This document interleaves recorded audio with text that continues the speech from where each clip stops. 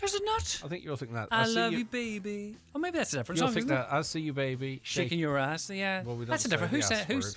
Do we not? No. The bad word. You can't say ass in the radio. Shaking your bum. Shaking your body. Shaking your. See now you're Shaking going your into. moneymaker. Yeah. Shaking a bum. Yeah. No, it's fine. You've said ass now. No, well, you said it. Who sings I See You Baby? I don't know who sings that song. Oh, I can't remember now myself, even though it's on the computer screen. I can't see. Come here, how are you? No, that one. Who sang that one? That's original. That's the original. It is called the original. All right, there you go. Okay. Yeah. How am I? I'm fine. I'm feeling good. How are you? I'm good. Good. Finally getting over this kind of a head cold thing. Like, it's been 2 weeks. You know? And what do you think it was? Haven't a clue. I know what it wasn't. Man flu. No. It wasn't man flu. No, I haven't complained about it once. Right. It's just an al dose. It just doesn't go away. An al dose. I still feel it. Like, I'm still bunged up, and I don't get up. I don't get really this kind of stuff. Yeah. And did it affect your sleep? Well, sure. You do snore, don't you? Probably. You know you do. Probably. You do. How do you know? Well, you told me. Well, how do I know? No, other people know. We can get confirmation via the text machine if you fall asleep first, you don't snore. Right. There's nothing as worse than somebody snoring beside you. How do you know? How do you know? But if you hear How do them, you know? What do you mean? How do you know? How do you know there's nothing worse than someone snoring beside you? Well, no, I remember being on a skiing holiday years ago. How long a wee minute? There's a boy, and we're sharing the one room to keep down, and he was snoring like a Charlie Heifer, right? A big dragon beside me. And the more I focused, trying not to focus on the snoring, the sound got louder. Yes. And he was like a dragon. Do you know? Except just missing was the flames. Yeah. Was if you struck a match, you'd be probably. Phew. But yeah. So. It's no joke. No. And those machines you can get go over your face. I don't think I could sleep. Sleep apnea thing. No, I had one of them things. Huh? Yeah. Do you know But he got used to it, and he's young, so. No, you never get used to that at all. Do you not? But you know that's common. You know, a lot of people use that. But I don't know. Right, well, so listen. Close peg, ad. Just go to sleep first. That's just the solution to it. All right. Different rooms. All right. Take care of yourself, sunshine. It is the 9 till noon show, and at 9 o'clock, let's get a news update, and it's over to Michaela Clark. Thanks, Greg. Good morning. Tributes continue to be paid to a Donegal man who was murdered outside Strabane on Sunday night. 24-year-old Kyle McDermott from Birch, who had been living in Ballymagorry, died in the early hours of yesterday morning following an altercation shortly after 11:30 p.m. on Sunday in the Victoria Road area. Strabane councillor Jason Barr, a cousin of Mr McDermott, says he is devastated beyond words. An investigation is continuing into the murder, and detectives are appealing to anyone who was in the Victoria Road area on Sunday night between 6 p.m. and midnight, or who may have captured mobile or dashcam footage from the scene, to get in touch. A 24-year-old man arrested in connection with the murder remains in custody at this time. The UN Secretary-General says the situation in southern Lebanon, where Irish troops are stationed, is constantly being evaluated. Antonio Guterres last night assured the Taoiseach the safety of Irish peacekeepers is of paramount importance. He also said any necessary steps to ensure the safety of UN personnel would be taken in close cooperation with Ireland. Taoiseach and Defence Minister Micheál Martin has described Israel's breaches of the Blue Line as unacceptable. Concern has been raised over the slow progress of works being carried out under the Urban Regeneration and Development Fund in Letterkenny. The €26.1 million in funding received to date is earmarked for making Letterkenny Town Centre a viable place for people to live in and to tackle vacancy and dereliction, with many major projects in the pipeline. Councillor Jerry McMonigal, while welcoming the UDRF, says more needs to be done. He says a lot of preparatory work has been done, but people need to see projects come to fruition. I acknowledge that there has been an awful lot of work done, but we're in this here now 4 years, almost 5 in fact, and we have yet to see much work being started and done. I know there's been a lot of negotiation, buying of lands, buying of properties, but I think now what the people are looking for in Letterkenny is they see the fantastic plans that we have to start to be implemented, start to be built, and they start to see the real benefits of these game-changing projects for this town, I believe. Police are treating a weekend attack on a business premises in Derry as a hate crime. Significant damage was caused to the Oasis Gaming Centre in the Diamond area at around 6 p.m. on Friday after fire extinguisher and paint bombs were thrown at it. Police say while inquiries are ongoing to establish the circumstances of the incident, they are treating it as a hate crime. Anyone who was in the area and witnessed what happened is asked to contact police. Diversions are in place in Donegal this morning as emergency services deal with a fire on Longland Road. Motorists are being diverted on Longland Road at its junctions with Lisbonny Road and Ballina Cross Road. Drivers are advised to seek an alternative route. Finally, from weather, a mostly cloudy day with outbreaks of showery rain becoming widespread. Highest temperatures of 12 to 14 degrees. That's all from Highland Radio News for now. We'll be back with news again at 10 o'clock. Until then, good morning. Hello, this is your captain speaking from the Red Click control room with an important message. Whether you're tired of jumping through hoops for car insurance or just looking for the best deal in town, remember this. Insurance that's easy, insurance that's quick. Whenever you need us, you just need to click. For our latest offers, visit redclick.ie. Redclick. Insurance that just clicks.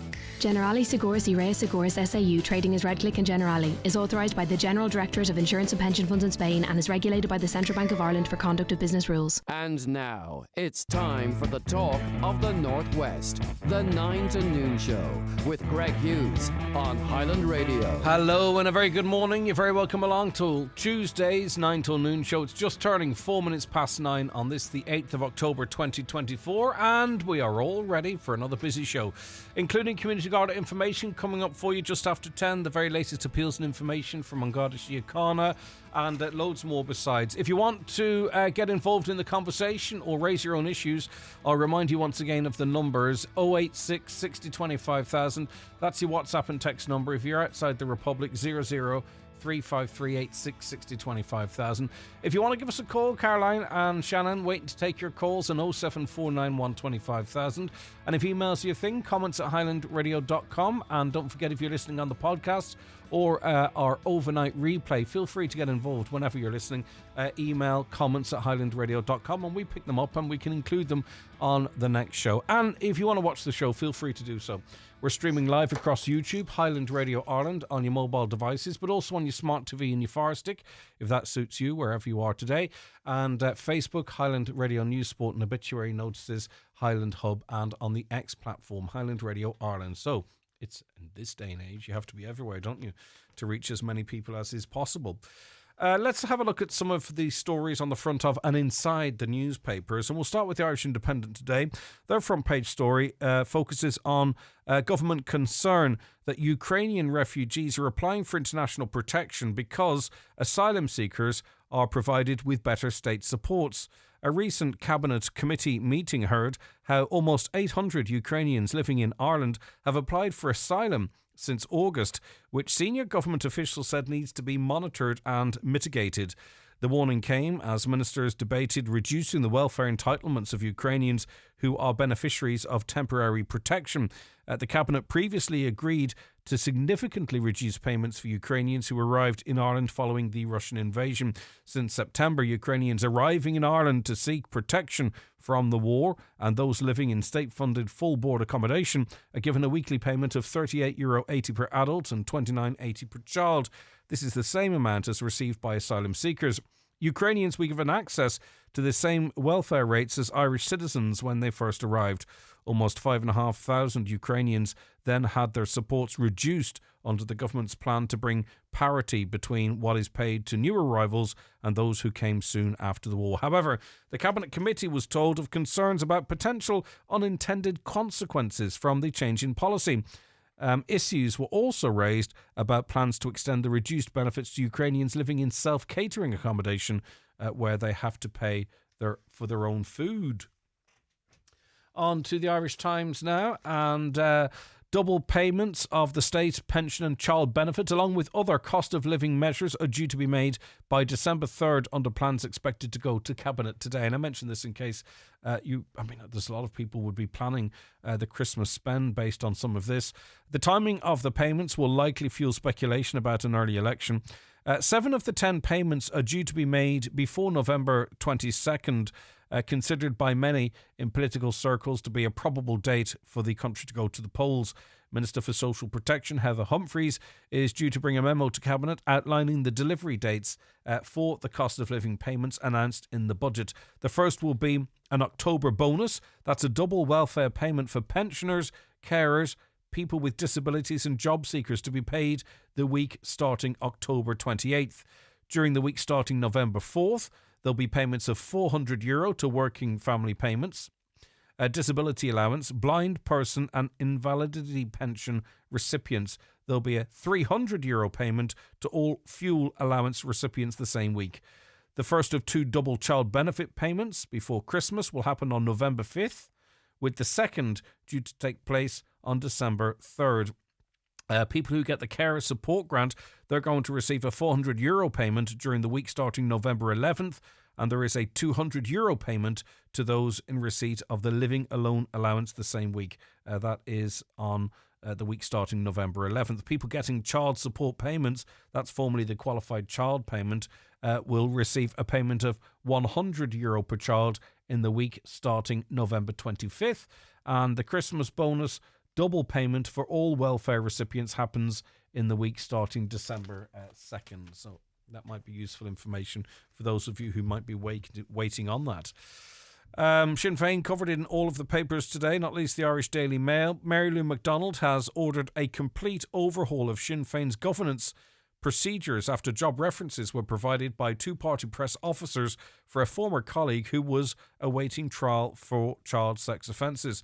The party has been under sustained political pressure since the scandal emerged. Junior ministers Anne Rabbitte and Jennifer Carroll McNeill last night wrote to Cam Corla Sean O'Farrell to make time for statements on the matter to allow Ms McDonald to update the Dáil.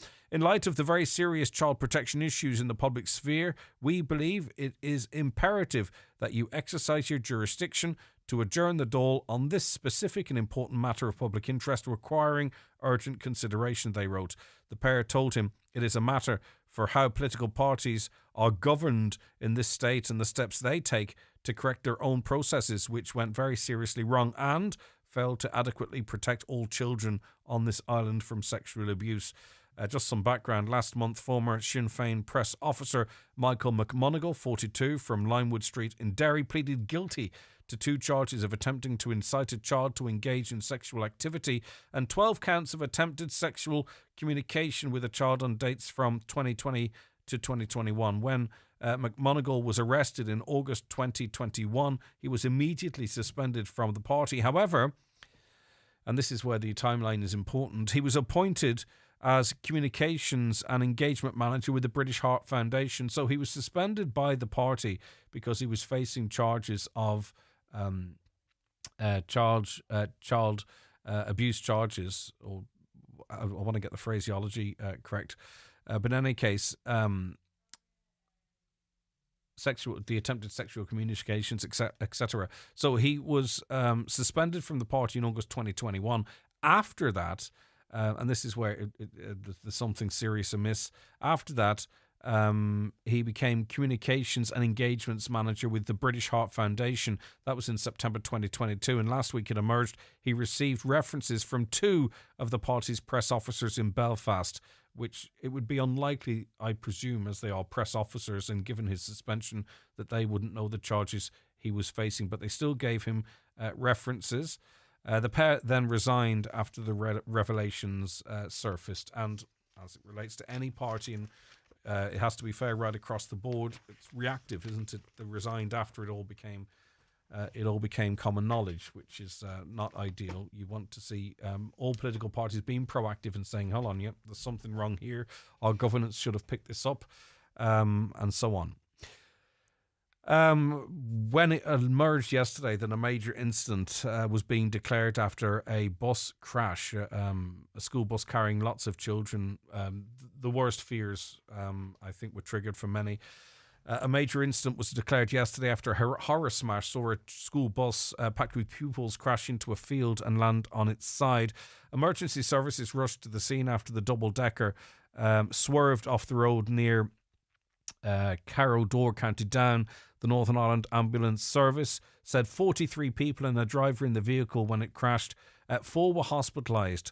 The rest were treated at the scene and able to go home. And it just goes to show, hopefully, the increased safety in buses and people wearing seatbelts and what have you, because this in the past could have been a very, very, very serious event. Rapid response paramedics were deployed to the scene. The air ambulance was also called in as stunned pupils began to stagger from the stricken vehicle after it came off the road at around 5 p.m. Images on social media showed the double-decker on its side in a field, and children described the horrific scenes or sounds and what have you. But thankfully, the majority are okay and 4 hospitalised, and of course we wish them a speedy recovery. Spygate, the Transport Minister, that's Eamon Ryan, this is in the Sun today by the way, the Transport Minister has called for the identity of an Irish politician allegedly recruited by Russian spooks, never heard that phrase before, to be revealed. Eamon Ryan said the move would remove any possibility of suspicion being cast on the whole of the Oireachtas, but added that it should be carried out legally. The Sunday Times reported that Russian intelligence is believed to have used a honey trap to recruit the politician during Brexit talks with the aim of undermining relations between Britain, Ireland and the EU. The paper said while the military and security services identified the potential agent, codenamed Cobalt, they remain in Parliament. So he's sitting, or she's sitting in Parliament. Mr. Ryan, the former leader of the Green Party, yesterday said it was a very significant allegation, added, it is a real security concern if you have a member of the Oireachtas acting in such a way. So what's the solution? I think the people deserve to know. I think other politicians deserve to not have that hanging over them. So I don't know, would it be appropriate to use Dáil privilege? Probably not. I don't know. And on a much lighter note, in the Irish Daily Mirror, I'm sure many of you enjoyed Friday night's Late Late Show. Almost 500,000 of you, in fact, tuned in to watch Patrick Kielty don his Stetson to host the second Late Late Late country music special. RTE has revealed an average audience of 476,000 people tuned into Friday night's special.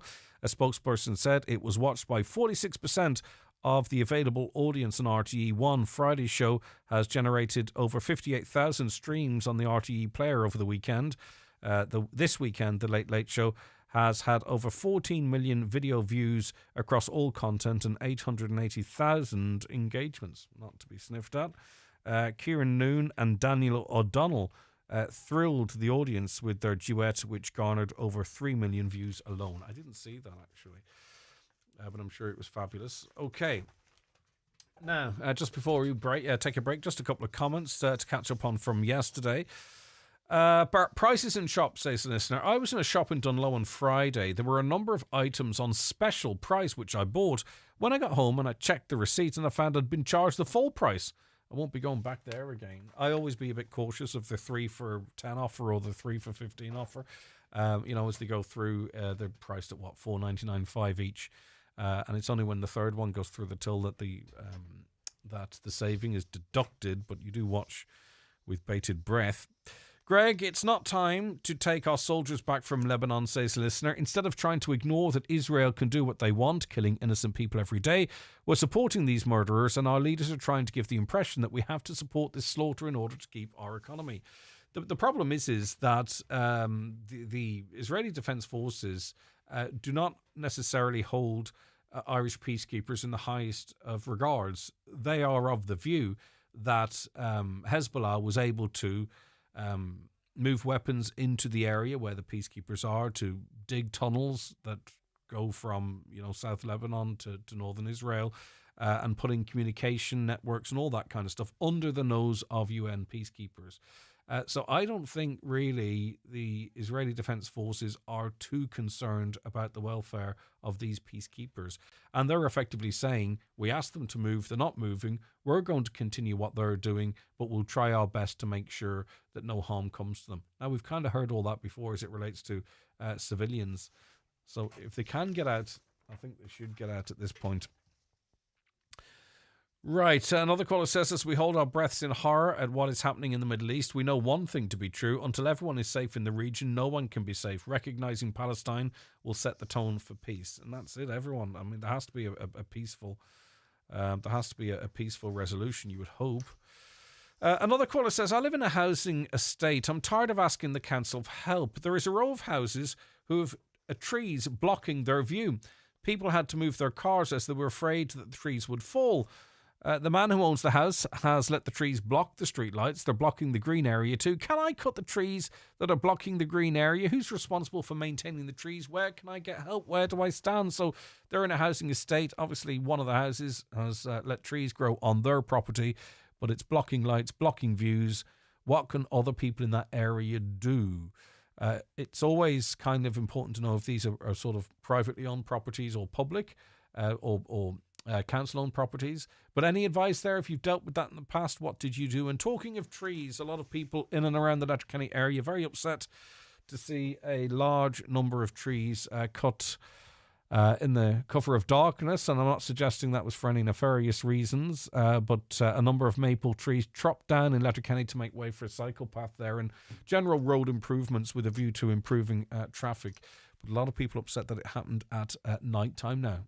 There is two sides to that. A, you know it's controversial, so you do it at night time and then people wake up and it's done and people move on and have to get on with it. Or, which is probably more likely, less traffic, less people out running, walking dogs, cut the trees down and less risk to the public. I suspect it's the second rather than the former.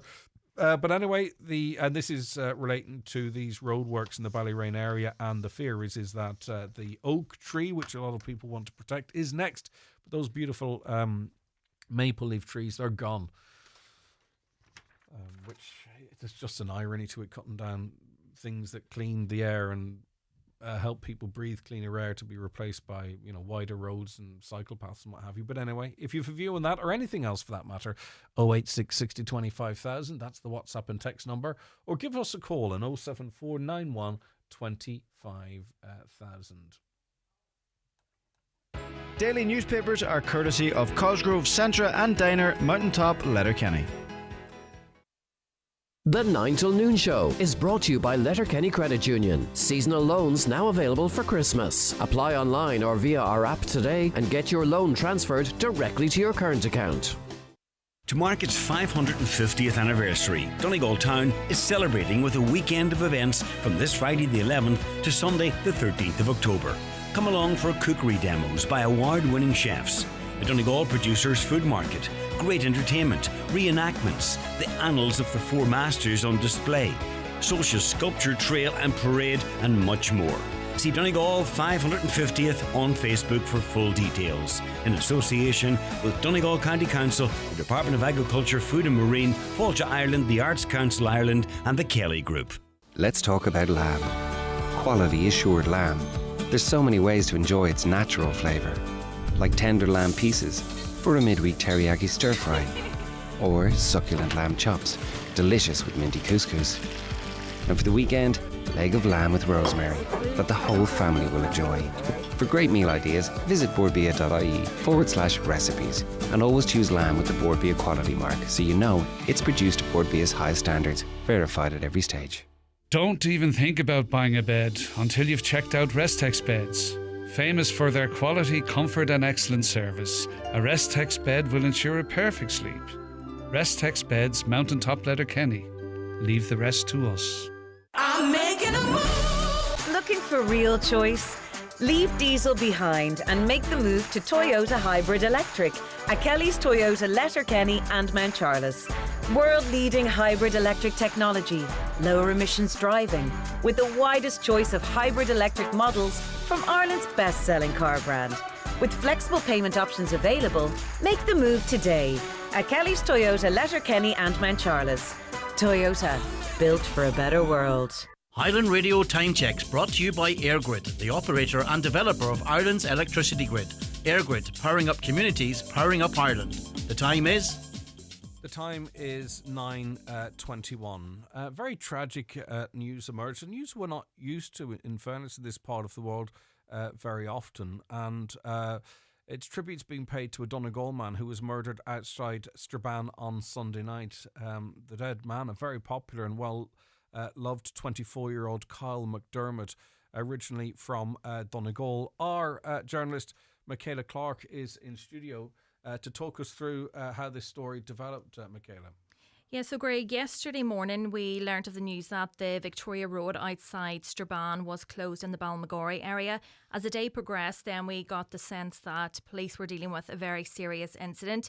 And then they confirmed that they had launched a murder investigation, and it related to the death of who we now know is 24-year-old Kyle McDermott, as you mentioned, from the Burt area. He had been living in Balmagory and he died following an altercation, what police say was an altercation on Sunday night at around 11:30 in the town.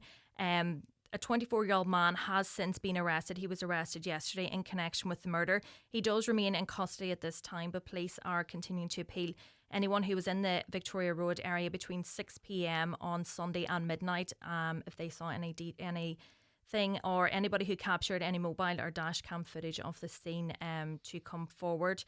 You did mention he was a very popular young man. There's so many tributes on social media. He was a digger driver and worked across Northern Ireland in Strabane, and he was the cousin of Strabane councillor Jason Barr, who in a post on social media, he says he's devastated beyond words at the death of the 24-year-old. But as you mentioned, strange news. Yeah, I live in Strabane, and it's just strange in that local area at the time. As you mentioned, a 24-year-old man has been arrested, but investigations are ongoing. So just to heed that appeal once again, obviously the police are looking to build a case or advance a case. So people even having heard there is an arrest should still continue to check detail at all, what information they might have. Yeah, so anyone who was in the area between 6 p.m. and midnight on Sunday, or who may have dash cam footage they were driving through the area, or if anybody captured anything on their mobile to contact police. All right, Michaela, listen, thank you very much for that. We're also joined by Councillor Raymond Barr. Raymond, thank you for joining us this morning, but it's very unfortunate, isn't it, that we're talking about the terrible, tragic and brutal loss of a young life? I would say unfortunate is an understatement, Greg. Greg, can I just begin by offering my sincere condolences to Kay's family and also the family of his young partner and their friends. But I have to say it was surreal to wake up on Monday morning the news of the terrible event which occurred in Ballymagorry. As I've said to someone else, Ballymagorry is a model village which could be held as an exemplary village to others, and the death of young Kayla in the manner in which it occurred has shocked the residents of the village and further afield to the core. And of course, Kyle's family are going to be devastated. His partner and his partner's family, who you'd be familiar with, also devastated by this terrible loss. Absolutely. There's a feeling of sincere sorrow towards this young man's family and friends, and as I said, also his young partner and her family. However, there's also a feeling of anger for the simple reason that, as far as I'm concerned, Kay's death was avoidable. It shouldn't have happened. Can you talk to me a little bit more about that? How specifically, not specifically, but how was it avoidable? Well, as you alluded to, there's a young man in custody and he's being questioned. And although I would like to be more specific about the concerns which I'm alluding to, it wouldn't be appropriate to do so in this case. But all I can tell you is there's a fear among residents, and the fear is such that a meeting has been requested with the PSNI to discuss their concerns. As far as I'm concerned, as far as I'm aware, the request for a meeting has been granted, although a date and time is yet to be arranged. And Raymond, can you talk to the residents' concerns, or would you be fearful that could also maybe compromise the investigation? As I said, I would like to be more specific, Greg. But and I respect that. No problem. I suppose that the fear of the residents is that something like this could happen again. Okay. The residents have got questions, and those questions need to be answered, and they need to be answered as soon as possible.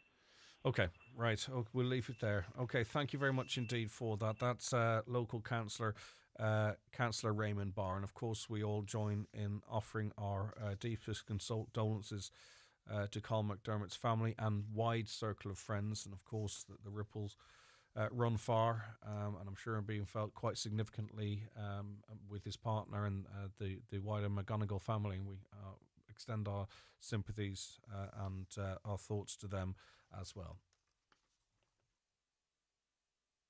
The 9 till noon show is brought to you by Letterkenny Credit Union, offering low-rate car loans with fast approval. Apply online at letterkennycu.ie or in office today. Do you own an XL Bully? If so, it's important to know that ownership laws are changing. From October the 1st, it's illegal to import, breed, sell or rehome an XL Bully. If you own one, you can apply for a certificate of exemption from your local authority between October the 1st, 2024 and February the 1st, 2025, which allows you to keep your dog until the end of its natural life. Find out more at gov.ie/XL Bully. Brought to you by the Government of Ireland. New this week in Home Store and More. All living room throws are all half price. But better hurry, because when all our half price living room throws are gone, they're gone. Also, all Halloween and all bar stools and chairs are still all half price. But when all the half price Halloween and all the half price bar stools and chairs are gone, they're definitely gone. Drop by your local Home Store and More. Visit us online at homestoreandmore.ie. Home Store and More. A happy home. Join Local Enterprise Office Donegal for an event to celebrate National Women's Enterprise Day on Thursday the 17th of October at Lourdes Castle Hotel.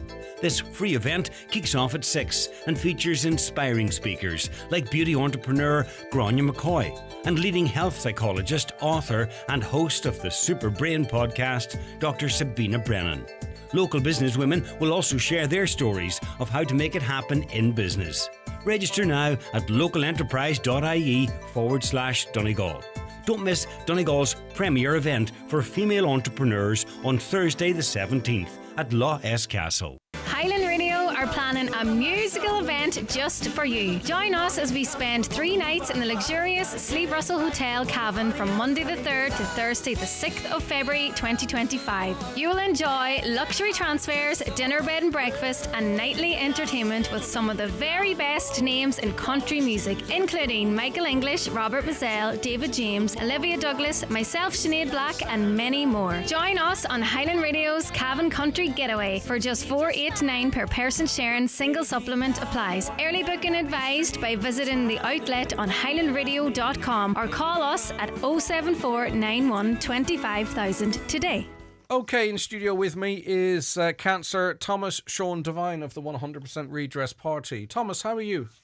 Not too bad, Greg. It's been a lot better, but it's the same still. It's been a bit of a whirlwind, I suppose, with the election, the run up to the election, getting elected, getting bedded in, and then being struck down. What happened to you? Greg, it just started probably, I would say, over about 10 days. Just starting to lose power from up above my right hand side of the waist, going down my legs. And within 10 days, I was from able to be hobbled to be in a wheelchair. Wow. Basically, no power gone whatsoever. Like. Must be returning because you were able to make your own way in and all. Yeah, it's from my feet, Greg, up to my knees. I would have good 50% back, but from my knees up, there's still nothing there. It's completely numb. And what caused it, or what's the? Greg, up until probably 10 days ago, I thought it was what I refer to as a spinal myelitis, but they've all these big terminology names. It's hard to make out. We'll both avoid that if possible. Yeah, okay. And but I was told then, no, they were 90% sure it was that, but I would have to be going to Black Rock to get a full diagnosis to confirm what it is. So that's what I'm waiting on. And the bottom line is really that's what they suspected is you don't know what it is really. No, and the neurologist was baffled. There's 2 black lines in my spinal cord which they can't. Usually you see that they told me that within 2 minutes looking at an MRI scan they could just diagnose you directly, like, but it's sent halfway, but that's why I'm being sent to. And do you get treatment, or is it something that works through? No, steroids. Right. Once the steroid stops, it comes back again. So as I say, you don't want you can't be sure if that's just a false trigger. Yeah. So you're not really at the bottom of it there. No, I'm not, and Greg, and I'm hoping it's coming very, very soon. You mentioned a neurologist. Yeah. Where did you see the neurologist? You see, Greg, the problem is there's no neurologist in Letterkenny Hospital. And this is where I went in on a Thursday. The neurologist comes on a Thursday. And from the Thursday hobbling into the hospital, the doctors took the decision to start me on a steroid on the Monday because at that stage I was wheelchair, I was getting my legs lifted under the bed and it helped under the toilet and that. And but the neurologist actually come on the Tuesday. So she had transferred me then to Sligo with a neurologist where it is. Craig, we need a full-time neurologist in Letterkenny Hospital. We have the highest rate of MS, brain injuries, strokes and whatnot, and we have no neurologist in Letterkenny. You know, that's where, if the neurologist hadn't come that Thursday, I hate to think what state I would have been in at this stage, you know. So I was in Sligo for almost 2 weeks, and I'm telling you, brilliant service. You're full-time neurologist up there. And they got me back They'd been on a Zimmer frame and sticks, you know, and then it was brought back to the rehabilitation unit down in Letterkenny. Amazing place. And I have to thank Joan and her team down there because they have, you see me with them standing here today, Greg. You're able to get in and out yourself. From I told 6 weeks ago that I couldn't even move back to my own home wasn't suitable, was I had in a downstairs bedroom, I had in a downstairs washroom. They were standing today. You know, I mean, anyone around here, we none of us live in ivory towers. We all know what goes on in the hospitals, don't we? Because we've been in and out with loved ones in the ED and visiting loved ones in some of these facilities. Given your time in Letterkenny University Hospital, you've gone on now to call for a meeting with the hospital general manager. But what particularly did you observe? What do you want to talk about, Greg? I've heard all the stories about A&E and all that, and I'm telling you, that's probably only when you experience it yourself how bad it is. And now, as I say, I can't thank the staff enough, Greg, from the cleaners to the porters to them all. Like, they were absolutely amazing. But when I went on through A&E, I was probably fortunate enough that I was straight on their bed. I wasn't hanging about, didn't have to sit all day. And with the condition I was in, I think with the doctors had sent a letter, they knew that there was something serious going on. So I was stood on, and I couldn't believe it, Greg. I went on their bed, and there was an elderly lady sitting in a wheelchair in front of my bed, and I got up conversation with her and I asked was she in love. She was sitting in that wheelchair 32 hours. Now this lady was well in their 70s, 32 hours sitting in a wheelchair, and I couldn't, Greg. The easiest way I can describe it to people, it's like you'd think it was a wire or something. The wheelchair's down along the corridors. This is in behind the doors. This is not out in the A&E waiting room. Lying down along the corridors, drops hanging everywhere, and some of these people, Greg, it was shocking. I couldn't believe that they weren't in a bed or they were sitting the way they were sitting for that length of time, you know. And were they all different ages? Different ages, young and old, and a lot of old, Greg, you know. And as I say, I couldn't believe it. So, and I'm not running down on I'm not running. The staff was amazing. But when you see the staff did not go to college, university, or wherever they went to treat people in wheelchairs and corridors. The fact that they stick it out and do the quality of the work they do makes them even more special to me. Greg, I was moved over on the ward, DMMU or whatever, across there, and that night they moved me into that ward over there. And there was 12, 15 empty beds in it. And I can't understand why these people sitting in trolleys wasn't. But apparently this is a daycare facility and it's used, whatever. But I was moved on it and two other people was moved on it. There's nowhere in 2024, Greg, that people needs to be sitting. Did you feel guilty? I did, Greg, that night, because I actually asked that lady, did she want to lie in the bed, and I would have sat in the wheelchair. They let her stretch legs out and the doctors wouldn't have it. You know, it's... So if she needed a bathroom break or something, what was the procedure? Did you observe that? You know, no, I didn't. It's what I would say, Greg, was I was in that bed. I wasn't there very long till they moved me over to that ward. But I mean, it's wrong, Greg. And I've been told when I was in there, then with nurses and doctors, when some of them started to realise that I was elected a county councillor, they were coming and asking for help, Greg. They were begging for us to help, even if we could highlight what was going on. Tell us some of the stories then, whilst we have that opportunity. Like, Greg, I'll get into the one where they say that the no help. The physios was the most common, the recent one there. The physios that retired last year never been replaced. And I asked, what about the recruitment embargo? It was all lifted. They reckon they're recruiting nobody. And so one nurse told me about handing on the keys to her house, defective concrete block, 7 years left on her mortgage. Handed on the keys, was either that or the rent. Couldn't afford it, Greg. Their wages is not that great. Like. So she handed on the keys to her house, 7 years in mortgage. It'd break your heart. Some they all come. At that point, you're just saying, I'm giving up on this. I just can't deal with this any longer. You know, it's wrong, Greg. You know what I mean. And then the neurologist, she asked me, would I beg and fight hard to get a full-time neurologist in Letterkenny. There's only so much we can do as elected councillors, but we have to highlight, Greg. We have to have a meeting with this man, and we have to. The people need help, Greg, in that hospital. It's shocking, you know. It's I don't think it's the money issue is the problem with the hospital, Greg. I think they're just not recruiting staff. The staff is brilliant. They just need more of them. You'll probably be told that. You'll probably be told that many of these positions are advertised, that they can't attract the talent up to this part of the world. At the same time, a lot of consultants seem to be exiting public health to work in private health. You know, there seems to be an awful lot of that. It's just it'll be interesting to hear. It'll be interesting to hear what you're told. What was your experience then in Sligo? absolutely brilliant, Greg. I couldn't have faulted it. Like I'm telling you, it was from I was took up there in ambulance, they was brought on there. Staff again, amazing. Anything you wanted, you were looked after. Couldn't have fault them, Greg. And in both hospitals, I mean, the actual staff itself, Greg, they're absolutely amazing. That's the problem that I have, Greg, is there's not enough of them. And it's a problem everybody has, not enough of them, you know. And that's the recruitment needs to be looked at seriously on a fast-track basis. I asked a question yesterday, Greg, and I have no aftercare. This is the problem now. Once I was let out of hospital last Tuesday, there's no more physio for me. I'm not walking right. I can't stand on my own 2 feet without an aid. And there's none. That's it. I'm gone. There used to be a case where people with strokes and brain injuries and people like myself, once we were let out, we come back from a 12:30 to 2:30 in designated days, whatever, and we got our physio, whatever.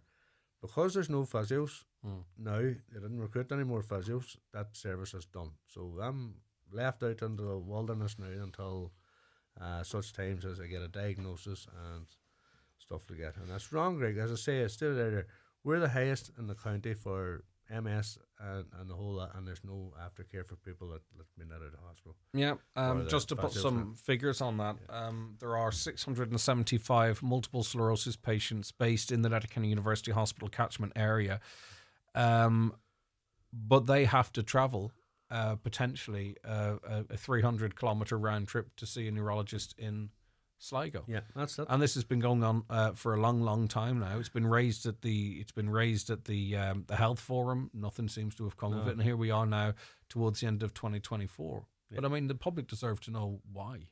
That's exactly what's Greg, the problem? Why there's three full-time neurologists in Sligo University Hospital, and they have the neurologist nurses. They have that neurologist ward, and it's amazing, Greg. And you're no longer in the bed. There's somebody else on it. You know, I mean, that's how big a problem this is. And we need a full-time neurologist in Letterkenny Hospital. Now, the neurologist that come down to see me in Letterkenny Hospital, amazing woman, brilliant woman. And she asked me, she says, the first thing, she says, would you please fight for a full-time neurologist? I only come here 1 day a week. And I can only see so many patients in that This is what the HSE said about the lack of a neurologist. We've completed our own review of neurological services across the entire region from Donegal to Galway in the context of the population needs, and we agree that neurology services need to be developed at Letterkenny University Hospital, and we will be seeking funding. The spokesperson added, getting the funding would be the challenge in getting key appointments that would include 2 dedicated consultants in Letterkenny Hospital. So the problem is that, the problem here is that we've got the CEO of Sealta University Healthcare Group saying what you're saying. You know what I mean? Yeah. And we don't really need CEOs who observe stuff. I think we kind of need CEOs that fix things. To say that we need funding, but funding could be a challenge. Why is it a challenge? Like, why is Stephen Donnelly, who is the boss of the HSE, why are people with influence in this area, for an example, not going into him and saying, by the way, we need funding for neurology services right now at Letterkenny University Hospital? And I'm just talking. Why are we different? Why are our outcomes different? Because it's also been determined, I'm sorry to cut across you, Thomas, no, go ahead. It's also been determined, there's an alliance that was established to try and to campaign for this. Patients deserve better. But they say, the alliance is saying that these doctors at Letterkenny University Hospital should have a daily neurology cover, and there's a significant medio-legal risk associated with this reduced cover, and there is enough work. They are arguing for 2 full-time neurologists, as well as the existing neurologist in the Northwest and the supporting team along with them. Yeah. So, epilepsy patients, people with MS, the likes of yourself and others. Why do we in Donegal not deserve the same treatment as the people of Sligo, Galway, or anywhere else for that matter? Exactly, Greg. You know what I mean. And it can't be a money issue, because we have 24 billion awash this year, and the money's there, Greg, and they're not pumping it under the services. And that's wrong. You know what I mean. That's we get, like, as you say, 2 full-time neurologists and a team that comes with or whatever. It should be in that hospital. That hospital's bigger than it was 20 years ago, and yet all the services seems to be getting smaller in it, and it's wrong. Like that, if you have a cough or sore throat, you're sent to Sligo, the ear, nose, and You know, there seems to be nothing happens down here. If it's a training eye college, clinic, everything's moved to Galway or Dublin or whatever. And we're a big county, and we cover a large area around Donegal, Greg, and yet no people from maybe Glenty's having to travel to Sligo further, but I had to travel. But even the Sligo teams apparently are under-resourced, Thomas. Do you know what I mean? While they do have their neurologists there and the supporting team, they are not at full whack by any stretch. Yeah. And then they're having to deal with the Donegal patients the Donegal as well. patients been brought up and probably from elsewhere as well. As I say, I'm back up now seeing the neurologist in Sligo on Monday. I have to go back up and visit her on Monday as an outpatient. Again, I'm waiting on my PET scan in Blackrock to be diagnosed. So I was told last Tuesday when I was let out of hospital I would have that appointment last Tuesday. And now a week later I still haven't that appointment. And that's 5 weeks I'm waiting that appointment. Now, I stand to be corrected in this. I've been told that there's 3 PET scan machines in Ireland. And 2 of them is in private clinics in Blackrock. And I think the HSE has one somewhere in Dublin as well. And that's what we have. They run the whole Ireland with these private companies with PET scans. So we haven't even got them ourselves now. This stuff should be all in Letterkenny University Hospital. It should be in every hospital. It shouldn't have to be that we have to travel hundreds of kilometres. But people with neurological needs in this county feel that they're invisible. They feel they're not being seen. Not being seen. Until this happened to myself, Greg, I wouldn't have known anything about it or what. And as well as that too, there are people who need to see a neurologist reasonably regularly, and they're making massive round trips up and down from Sligo. And at what point do they say stuff in? Is it worth it? That's the thing. You see, you won't. The neurologists will travel to Letterkenny one day a week.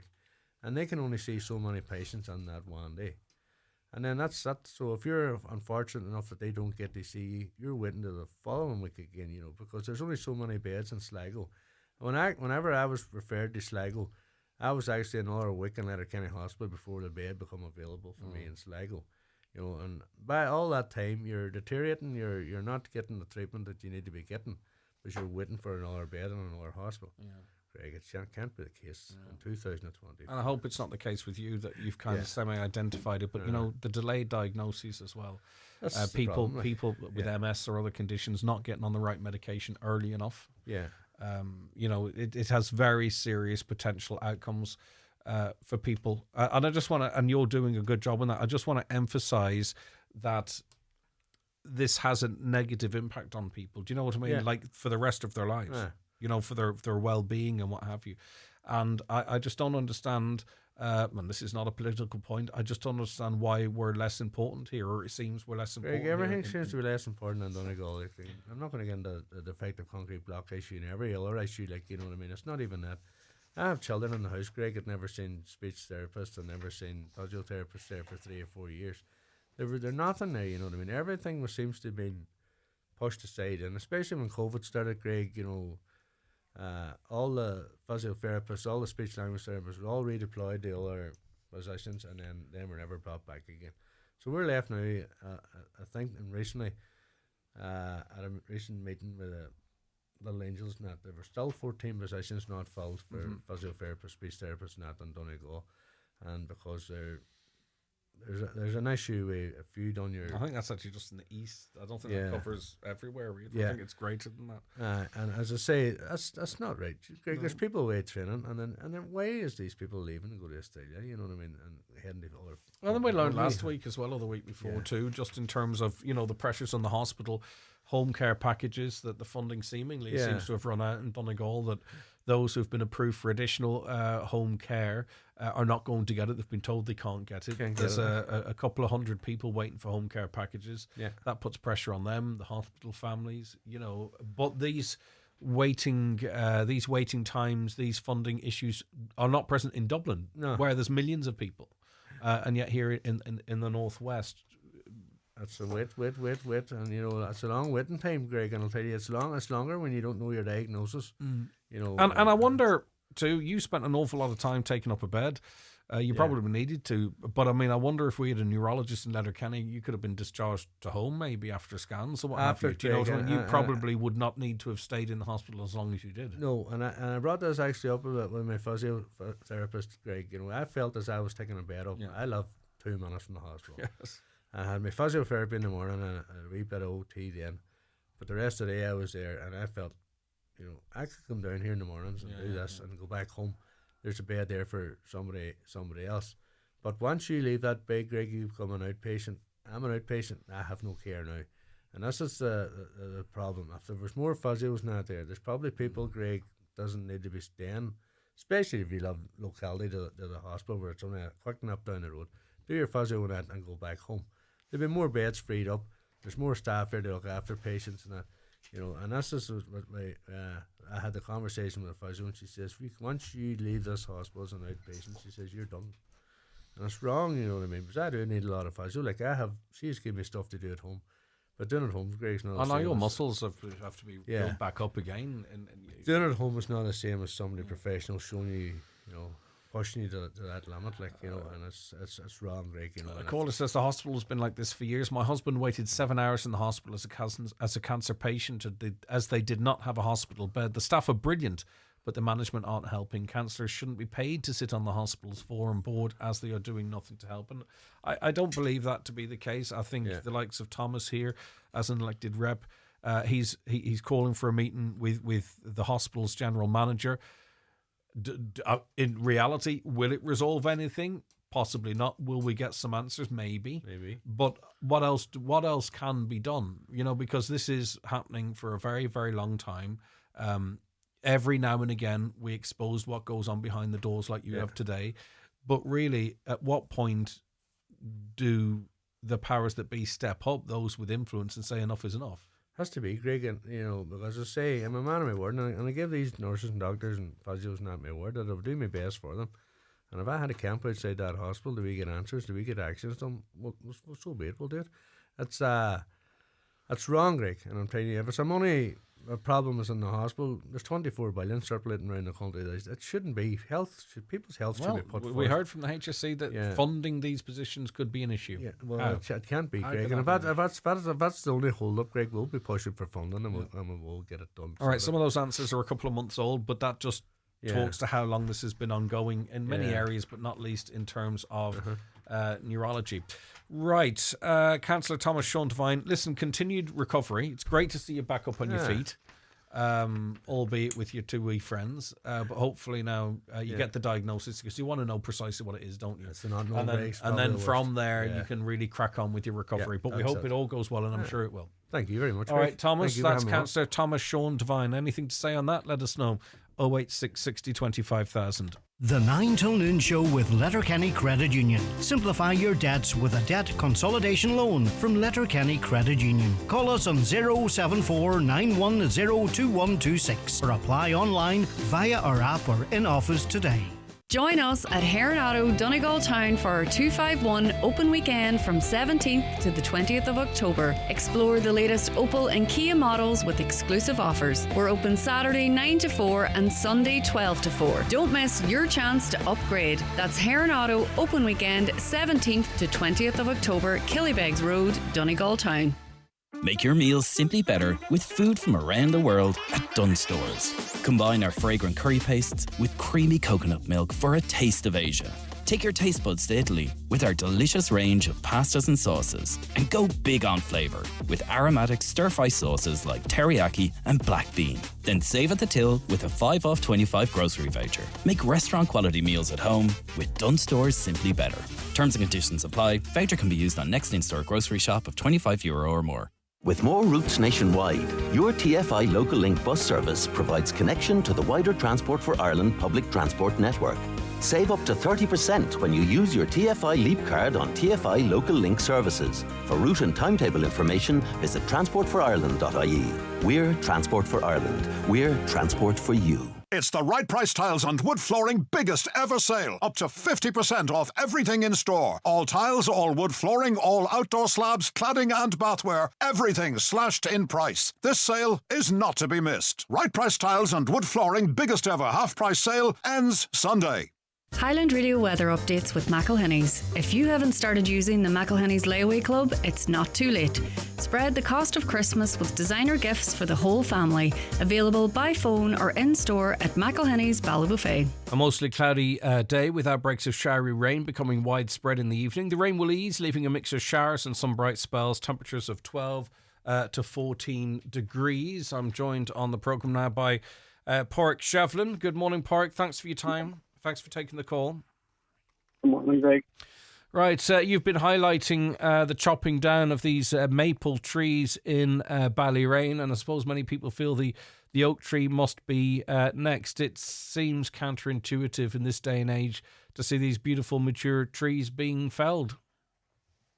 Yeah, so this kind of kicked off last Sunday week in terms of I was talking to a friend of mine that was they were informing me about them extending the cycle lane over past the oak tree, over past the maples in front of George's, and asked for a bit of help around a campaign around it. So I kicked off an online campaign, and then Mary T got wind of it, and she came on board and sponsored some leaflets and stuff last week and got them distributed last Tuesday evening. And then we had a meeting last Wednesday. There was approximately about 70 people there, and we just basically what we were looking for was the council to engage the community in relation to what was going to happen here. So then Noel Foley from Antashka had been involved, and this was for the proposed cycle lane and the Greenway, part of the Letterkenny Activity Travel Project. But it threatens the existence of the oak tree and now what was known as the maple trees, which unfortunately were pulled down last night in the dark of night. The locals, supported by ourselves, are justifiably worried then about the council's decision in terms of the value of our natural heritage and how the oak tree and the maples are part of our ecosystem. I think with the loss of the maple trees, does that mean really there's no hope to retain the oak? Because at the end of the day, they're cutting these trees down to make way for the plants that they have, and they can't just stall at that oak tree. No, well, at the minute we have had unconfirmed reports that they will engage with the community in relation to the oak tree, whatever about the maples, which were now gone. But we're waiting on official word back in that. So there was a couple of letters went in there over the weekend in response to the overwhelming support we've had on the petition. We're almost at 1,200 signatures there as of last Sunday week. So it's there's a lot of people concerned here. Mainly, I think it goes back to the council were talking about in 2020 that they had a consultation with the public in relation to this, and there was no objections. And that's not evident from what we're seeing in terms of the response to the petition. We've like 1,200 people objecting there now. And I suppose then they sent out in 16th of July a consultation again in the Radisson for 3 hours on the 17th of July from 3 to 7. Like, who has a consultation from 3 to 7 on a Wednesday afternoon? Mm-hmm. You know, in terms of a walkway or a greenway or a cycle lane or any of the above. Like, yeah. Were you also given information, Pádraig, that there is a natural threat to this oak tree, not just maybe from men chopping it down? Yeah, well, that only came to light last night. Well, I was only informed of it last night in terms of that they're saying that there is a particular issue with a hole in the middle of the tree. Uh-huh. And that would need to be seen to. So apparently they had the rain's getting into the centre of the bark and it needs to be treated. And they had a tree surgeon looking at it, and they said in order to save it, it would need to be sealed at the top. Mm-hmm. So I mean that's not out of the way. It's not impossible. Let's do it. Like this tree's 90 years old. They have a lifespan of up to 500 years. Part of the natural heritage of the area. It looks beautiful. It's fantastic. It's good for people's mental health. It provides a lot to the environment in terms of oxygen and support. So, I mean, we don't want to see it being pulled down. And we didn't want to see it being pulled down. Have you any assurances, Pádraig, that you won't wake up one morning and it's gone? Absolutely none. Other than word of mouth that we were informed that there would be negotiations, or there would be a further consultation around the oak tree. Okay. But as I say, that's unconfirmed. I haven't received nothing, and as far as I'm aware, none of the other campaigners have received anything official to say that that's the case. So we currently await word back on those 3, if not 4, letters went in over the weekend to the county council and all the councillors and all their associates in relation to this. Right. So we await word back on that. And are there councillors actively backing this campaign? Currently at the minute, we've had some apologies from particular councillors that weren't able to make the last Wednesday or last night. I'm not going to start getting into names of individuals, but they're fully aware of it, and they've all been copied on all correspondence in relation to it. Okay, Pádraig. The only one is the current candidate, Mary T, that came out and supported it on the back of the petition and supported the leaflets and stuff. Okay. And arranged the meetings. So. Pádraig, listen, thanks for your time this morning. I do appreciate it. I know you had to make space for us, so it's appreciated. That's Pádraig Shevlin there, who is shocked, like many are, that the maple trees have now gone, and the fears that oak tree in Ballyrane, Letterkenny could be next. The 9 till noon show is brought to you by Letterkenny Credit Union. Digital loans now available. Apply online or via our app today and get your loan transferred directly to your current account. Milford Tiles, Milford Retail Park. Tiles, bathware and wood flooring. The best quality and value in the Northwest. Fully stocked and ready to go. Fitters and delivery available. 10% off for Mica affected customers. Don't forget to ask about our 5-day bathroom fit out. Call Milford Tiles on 083 091 0707. Here in Ireland, we're doing well when it comes to our recycling and food waste bins. However, some paper, plastics and food are still ending up in our general waste bins. It can happen. So take a minute before you bin it and go to mywaste.ie for help and suggestions on how to make segregating your waste that bit easier. That's mywaste.ie. Brought to you by the Government of Ireland. Donegal Texel sheep breeders are holding a sale of 57 rams in Rafo Livestock Mart this Friday the 11th of October at 7 p.m. Online bidding via the Mart Bids app. That's this Friday at Rafo Mart. Do you know the Muffin Man? As in me, Mick, the Muffin Man Madeiros. Imagine how excited I was when I heard that Centra are now serving egg muffins. And not just any egg muffins. Gloriously delicious egg muffins with the legendary Super Quinn sausage. So go on. Make your breakfast so much better and grab yourself one today at Centra. Great American plains have 9-metre deep topsoils. Where did they come from? Grasses were managed by huge herds of herbivores. You know, they say in America there was herds of 100 million bison, and that's what the poultry is really doing on the farm. But their primary objective on the farm here is building topsoil. Egg production is just a very positive, unintended consequence. These are what driving the changes in the farm. That's Nature Farmers, a new series Wednesday nights on Highland Radio after the news at 8 p.m. Live, on air, online and on the Highland Radio app. This is Highland Radio News.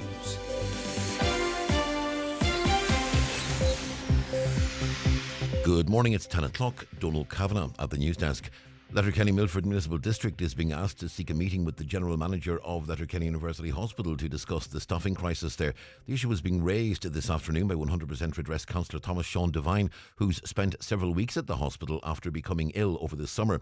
On today's 9 till noon show, he said the hospital is in turmoil and outlined how elderly and disabled people are being left on trolleys and wheelchairs for up to 48 hours because of a lack of staff in all departments. Councillor Devine says the staff who are there are excellent. There simply aren't enough of them. The neurologist, she asked me would it beg and fight hard to get a full-time neurologist in Letterkenny. There's only so much we can do as elected councillors. We have to have a meeting with this man, and the people need help in that hospital. It's shocking, you know. I don't think this is the money issue is the problem with the hospital. I think they're just not recruiting staff. The staff is brilliant, they just need more of them. Tributes are being paid to a Donegal man who was murdered outside Strabane on Sunday night. 24-year-old Kyle McDermot, originally from Burt but living in Ballymagorry, died in the early hours of yesterday morning following an altercation shortly after 11:30 on Sunday night in the vicinity of the Victoria Road. An investigation is continuing into the murder. Detectives are appealing to anyone who was in Victoria Road on Sunday night between 6 and midnight or who may have captured mobile or dashcam footage from the scene to get in touch. A 24-year-old man arrested in connection with the murder remains in custody. Local councillor Eamon Barr is seeking a meeting with the PSNI. He believes this incident was avoidable. There's a feeling of sincere sorrow towards this young man's family and friends, and as I said, also his young partner. There's also a feeling of anger for the simple reason that, as far as I'm concerned, Kyle's death was avoidable. There's a young man in custody and he's being questioned, and although I would like to be more specific about the concerns, it wouldn't be appropriate to do so in this case. But all I can tell you is there's a fear among residents, and the fear is such that a meeting has been requested with the PSNI to discuss their concerns. The Sinn Féin leader has ordered a review of governance within the party. It follows revelations that two former party workers provided work reference for an ex-colleague who was under investigation for child sex offences. 42-year-old Michael McMonigal of Limewood Street in Derry last month pleaded guilty to offences that included attempted sexual communication with a child. The party leader, Mary Lou MacDonald, ordered a complete overhaul of governance within Sinn Féin after facing criticism over the handling of the controversy. Journalist Amanda Ferguson says while the issue is damaging for the party, it doesn't appear to threaten the stability of the Stormont executive. You only really get outside interest, outside Ireland, both jurisdictions, when Stormont is in jeopardy, whenever it destabilises power sharing in the north, and there's no suggestion at this point that that's where we're at. Concerns have been raised over the slow progress of works being carried out under the Urban Regeneration and Development Fund in Letterkenny. The €26.1 million in funding received to date is earmarked for making Letterkenny Town Centre a viable place for people in which to live and work, and also to tackle vacancy and dereliction. There are many major projects in the pipeline. Councillor Jerry McMonigal says while the URDF allocations and concept is very welcome indeed, more needs to be done. He says much preparatory work has been completed, but people now need to see the projects come to fruition. I acknowledge that there has been an awful lot of work done, but we're in this here now 4 years, almost 5 in fact, and we have yet to see much work being started and done. I know there's been a lot of negotiation, buying of lands, buying of properties, but I think now what the people are looking for in Letterkenny is they see the fantastic plans that we have to start to be implemented, start to be built, and they start to see the real benefits of these game-changing projects for this town, I believe. Diversions remain in place in Dunnamana this morning as emergency services deal with a fire on Longland Road. Motorists are being diverted on the road at its junction with Lisbonny Road and Ballynacross Road. Drivers are advised to seek alternative routes.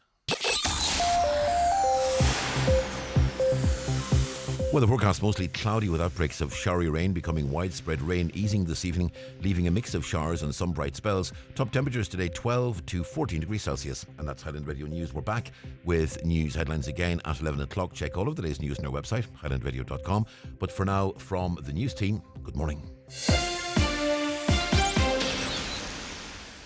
The obituary notice says for this Tuesday morning, October the 8th. The death has taken place of John Doherty, Copper 3 Rockfield Terrace, Buncrana. Remains will repose at his residence from 1 o'clock this afternoon.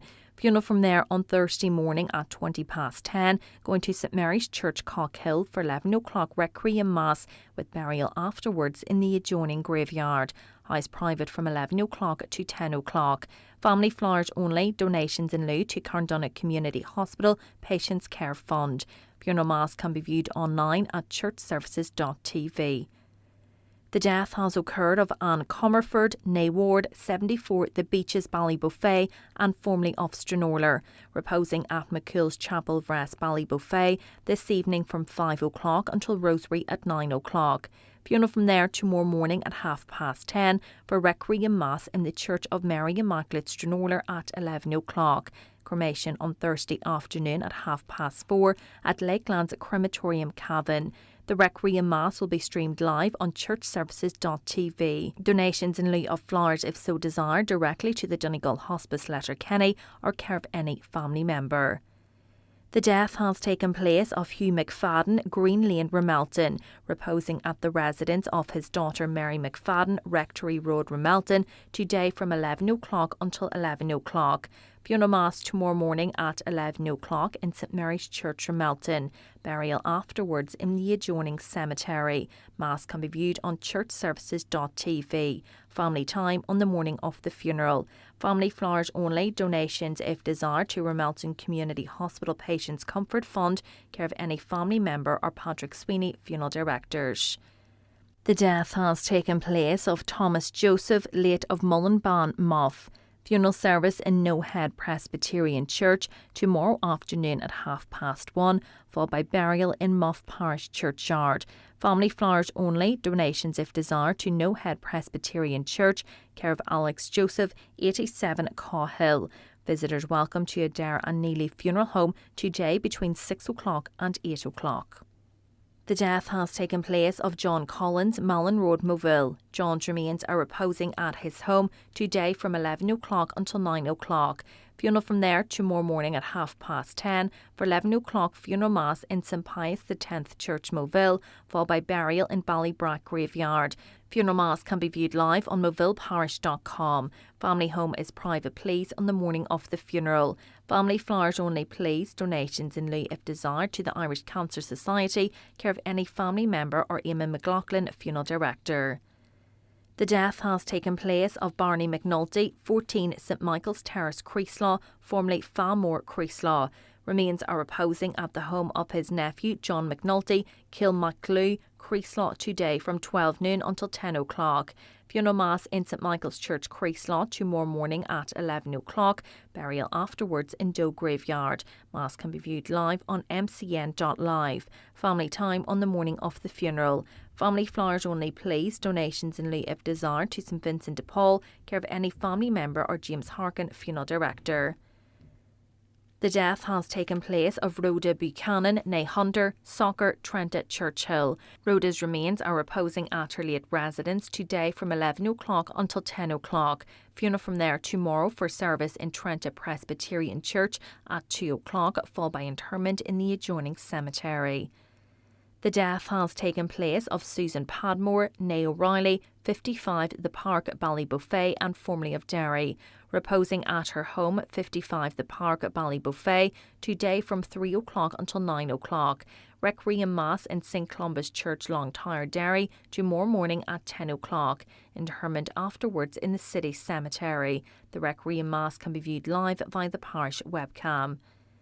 The death has taken place of Liam McCloskey, Art Carton, Kiltoy, Letterkenny. Funeral from his late home this morning at 10:30, going to the Church of the Irish Martyrs, Ballyrain, Letterkenny, for 11 o'clock Requiem Mass, which can be viewed on the parish YouTube channel. Interment afterwards in St Columbus Church Cemetery, Dromahal. Family flowers only, please. Donations in lieu of flowers if desired to the Society of St Vincent de Paul, care of any family member. And the death has taken place of Anthony Tony Toy, 14 The Grange, Letterkenny. Funeral Mass this morning at 11 o'clock in St Junan's Cathedral, Letterkenny, with burial afterwards in Cornwall Cemetery. Funeral Mass can be viewed on stjunan'scathedral.ie. Family time before the funeral. Family flowers only. For family information and more details regarding wakes and funerals, please go to highlandradio.com.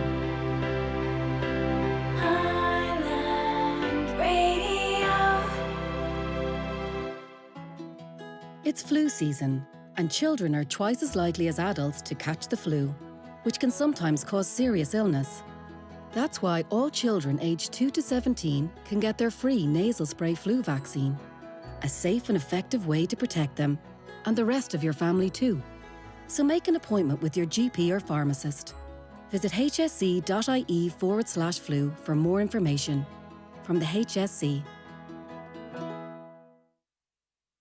Now, you're very welcome back to Tuesday's 9 till noon show, which means coming up after our next break, we've got Garda Gráinne Doherty in with us for Community Garda information. But just to keep going with some of your comments coming in so far this morning, and we really do appreciate the interaction on the show. It's us in our own local area talking about the issues that are important to us. I think it's a great thing. Aquila says, I hope people remember what's been happening at Letterkenny Hospital when it comes to voting at the next election. We've been neglected by the Health Minister and the local Fianna Fáil and Fine Gael representatives here in Donegal. Disgraceful. Seems to be talking about this place every week. Now, I mean, we have to also realise the influence that councillors have in this regard. They can highlight it, can raise issues, but they can't really affect any change. And I don't think people are going to vote on issues like this, because I don't think if you poll 1,000 people in Donegal, I don't think they believe that really there's any cohort of people that will actually change it. I could be wrong, and maybe I'm being overly cynical. Greg, it's terrible listening to Thomas's story about no neurologist in LUH. There's no dermatologist in LUH either, and the waiting list for Sligo is currently 3 to 3.5 years plus to get seen in Sligo. It's not right, indeed, and the dermatologists themselves, I believe, spoke out about that in Sligo. Well done to Tomas for speaking out about such a personal story. Sadly, we need those personal stories to bring the people together to fight for a health service, and we should not have to walk the streets to get what the people of Donegal need and deserve. We have councillors paid to sit on the Health Service Executive Board, and those councillors need to take up the baton. Mary T. Sweeney, chair of the Letterkenny Hospital Campaign Group. I think that's come in from Mary T, in fact. Reid, the neurologist. I've been waiting 2 years, and I was told it could be a very long wait as there is such a backlog. The only people being seen at the minute were MS and Parkinson's patients. She advised me to speak to my GP, re my urgent referral. It's very disheartening that I don't matter, and a small matter left untreated could become a large issue.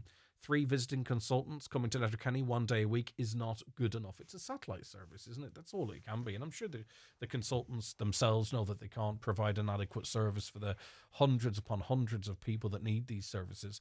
If you have any other stories to relate as it relates to trying to access neurology services or any other services that are only occasionally in Letterkenny University Hospital, please get them into us, because we can compile them, and it helps strengthens our questioning when we do have access to various ministers or the Taoiseach or whomever that might be.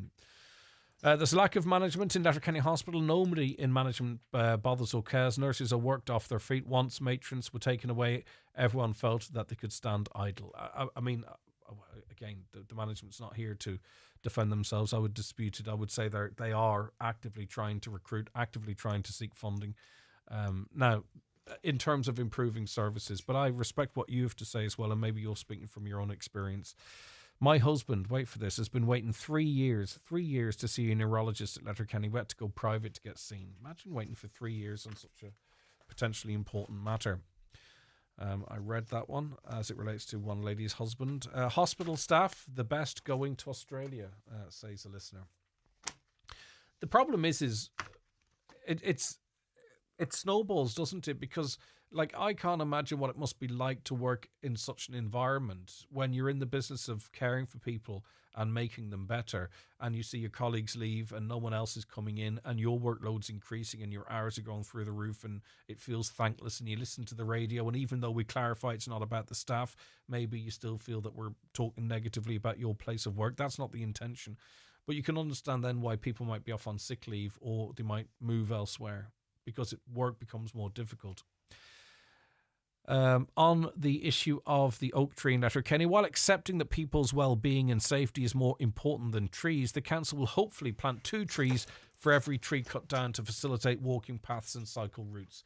Yep, I get you, and that would talk to and maybe address the environmental concerns, but it's a more personal situation for those living around in the area as they see this tree, and particularly the oak, as part of its history. Hi Greg, just listening to your discussion on our health service, and I said to my wife that the surefire way to solve these chronic horrendous problems is to get every politician who gets paid from the public purse as part of their service to the public will be required to sign a contract to use the HSE for all their medical hospital needs. Services would be improved exponentially overnight. Greg, all due respect to the councillor, and I agree with what he's saying, but do we not have some councillors who sit on the health board? Indeed, and this very issue was raised by them, and I quoted some of the responses given to them by the HSE. So they are down there, they are raising these issues. Beyond that, I'm really not sure what power they would have, and that's just to be completely fair, regardless of what party they are a member of or none. There comes a point where, but no, obviously, they could take some drastic action like picketing outside the hospital or something like that there. But in terms of trying to get things done, there's only a couple of forums they can use. Greg, my husband is in hospital since Thursday with a minor elbow problem. Okay, so it's Tuesday now. He's waiting on a scan, but he was told if he doesn't stay in as a patient, he'll go on the outpatient's waiting list when discharged, which will take ages. He's taking up a bed which he doesn't need. So one person in there with a sore elbow, his own wife referenced it as minor, since last Thursday. So Thursday, Friday, Saturday, Sunday, and into Monday. So it's 5 bed nights for a scan on a minor elbow problem. Hi, Greg. Marilyn McDonald's claim that Sinn Féin will review party governance following senior staff providing references to known I'll just change the phraseology of this slightly because there were accusations at the time. Hi, Greg. Marilyn McDonald's claim that Sinn Féin will review party governance following senior staff providing references to someone facing child sex abuse charges is a shallow attempt to deflect from the fact that the party's continual failure to deal with child sex abuse in an appropriate way. The party consistently covers up these instances and puts party reputation before children and indeed adults' safety. Examples of this include the Maria Cahill case, the Liam Adams case, that's the brother of Gerry Adams. He was working as a youth worker in Belfast, despite claims that senior party members were aware of the abuse of his daughter. Darcy McMenamin, son of the former Sinn Féin councillor for Omagh Council, who pleaded guilty to abusing 2 girls. These are just a small number of examples of child abuse issues within Sinn Féin that have been brushed under the political carpet, says that listener. I was coming from Ardra to Killybeg, says another, at the hill at Gallagher's Bakery. A car passed me and went into a corner. I went into the field. I went into the hard shoulder. One went into the field. I went into the hard shoulder. We were all in danger of a head-on collision. We all need to slow down and cop on. Indeed. We were passing... shall I reference that a little later on? We've talked about it on the show on numerous occasions. Caroline, can you hear? What's the name of that school we passed yesterday? Sorry, please. The name of the school, just to make sure I get it right. No, she doesn't know either. We'll come back to that. But anyway, it's the school on the Derry Road at Letterkenny, and we've had complaints in the past of when you're coming from Derry, you come around a corner, and then the temporary speed limit's on. You just see it, right? You don't have much time. You have to slow down. And that's what we did yesterday. Maherabeg School. Thanks, Caroline. Of course it is. So saw it from myself firsthand yesterday. The situation hasn't been resolved at all. So we were ticking along. Weren't bombing it. I don't know. Probably 85, something along those lines. So come around the corner and the 60-kilometre sign is flashing. I have a black Audi up my backside as it is, like, you know, right up there. Couldn't wait to get past. So I see the 60-kilometre sign, as you do, and I begin to slowly slow down. But with a little urgency, because you don't have an awful lot of time to stop. So this boy or girl, I don't know who it was, slams on the horn and whips out from around the back of my car and bombs it down past the school at a minimum of 100 kilometres per hour. There's 2 things going on. A, he's an AH for driving like that. But B, you really don't get enough warning of the speed reduction. And he very easily, or she very easily, could have gone into the back of me, caused us both to spin out, and there's kids and families in and around that area. Really dangerous. And it's a little bit like Thomas Devine's story a little earlier on. You really only get a grasp of what people are talking about when you witness it and see it yourself. So I think there's something definitely needs to be done there, because a crash is inevitable. It's not it's not if it happens, it's when it happens, and you just hope that there aren't any innocents that are caught up in that. Right, let's take a break. We're going to play bingo now. Good luck if you are playing today and supporting Vision Ireland. You do great work in supporting them and winning hundreds of euro on the daily, and those big jackpot prizes as well. So here are the numbers, and we'll come back with Community Garda information. It's time for Vision Ireland Bingo on Highland Radio. It's Tuesday the 8th of October. You're playing on the brown sheet. The reference number is S2. It's game number 41. The numbers are 28, 62, 88, 13, 27, 32, 49, 48, 22, And finally, 11. Phone your claim to 9104833 before 8 tonight, leaving your name, contact number and the name of the shop where you purchased your book, and we'll call you back the next working day. Get all your Vision Ireland bingo information at highlandradio.com.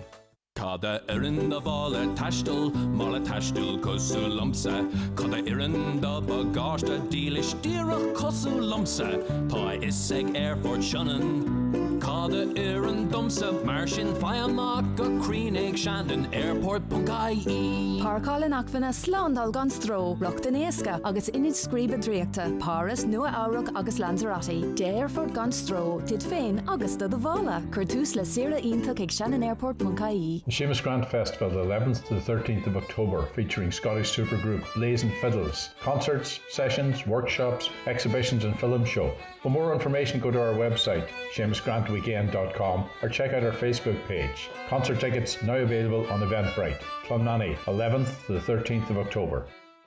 Century Complex has spectacular fun this October. Join us for a family fun day on October the 26th and catch Halloween classics like Hocus Pocus on the big screen starting from October the 19th. For more information or to book tickets, call 07491 21976 to celebrate spooky season with us. The 9 till noon show is brought to you by Letterkenny Credit Union, with monster loans available up to €60,000 for all occasions. Visit letterkennycu.ie. The Community Garda information slot is brought to you by Sheridan Security Systems, protecting what you value most.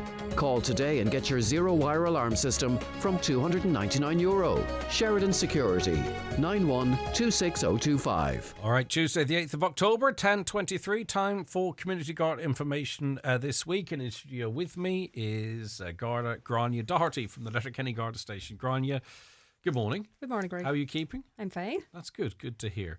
Right, quite a bit to get through, so let's crack on. And we'll start with a burglary in and around Donegal town. Yeah, so Gardaí are investigating a burglary. This occurred in the area of Ardeven, Donegal town, between Saturday the 14th of September and Friday the 4th of October.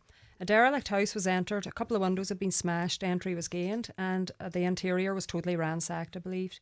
Nothing was stolen from the property. We're appealing to anybody who may have observed suspicious activity in that area, you know, any people that they might not have recognised in the area or vehicles, between those dates to make contact with Gardaí in Ballyshannon on 071 985 8530. And just this goes for all of our appeals today. The Garda Confidential line can be reached on 1800 666 111. Okay, theft being investigated in Letterkenny too. So, yeah, we're appealing for the assistance of the public in relation to a theft incident. This occurred in the area of Dromore Lower, Letterkenny. Now, this goes back a while. It's between September 1st and September 28th. It was only recently realised and reported to us. So, the site of a new build was entered between those dates and items were stolen from it. So, the items that were stolen were 40 16mm metal rebar poles and 8x4 mesh sheets of steel. So, the mesh is A393 for those in the know who would recognise that. Should anybody come across these items for sale on a second-hand basis, we're asking them to please alert Gardaí immediately.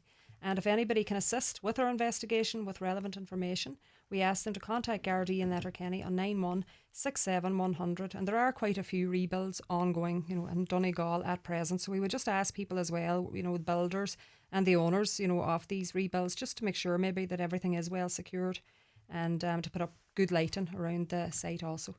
Yeah, because that would take some time to remove and to dispose of. So it's not like something. It doesn't seem terribly random. So you have to be really, really careful. And as you say, between developing derelict properties, building new homes, or indeed replacing defective concrete block homes, the last thing you need is expensive items being stolen from site.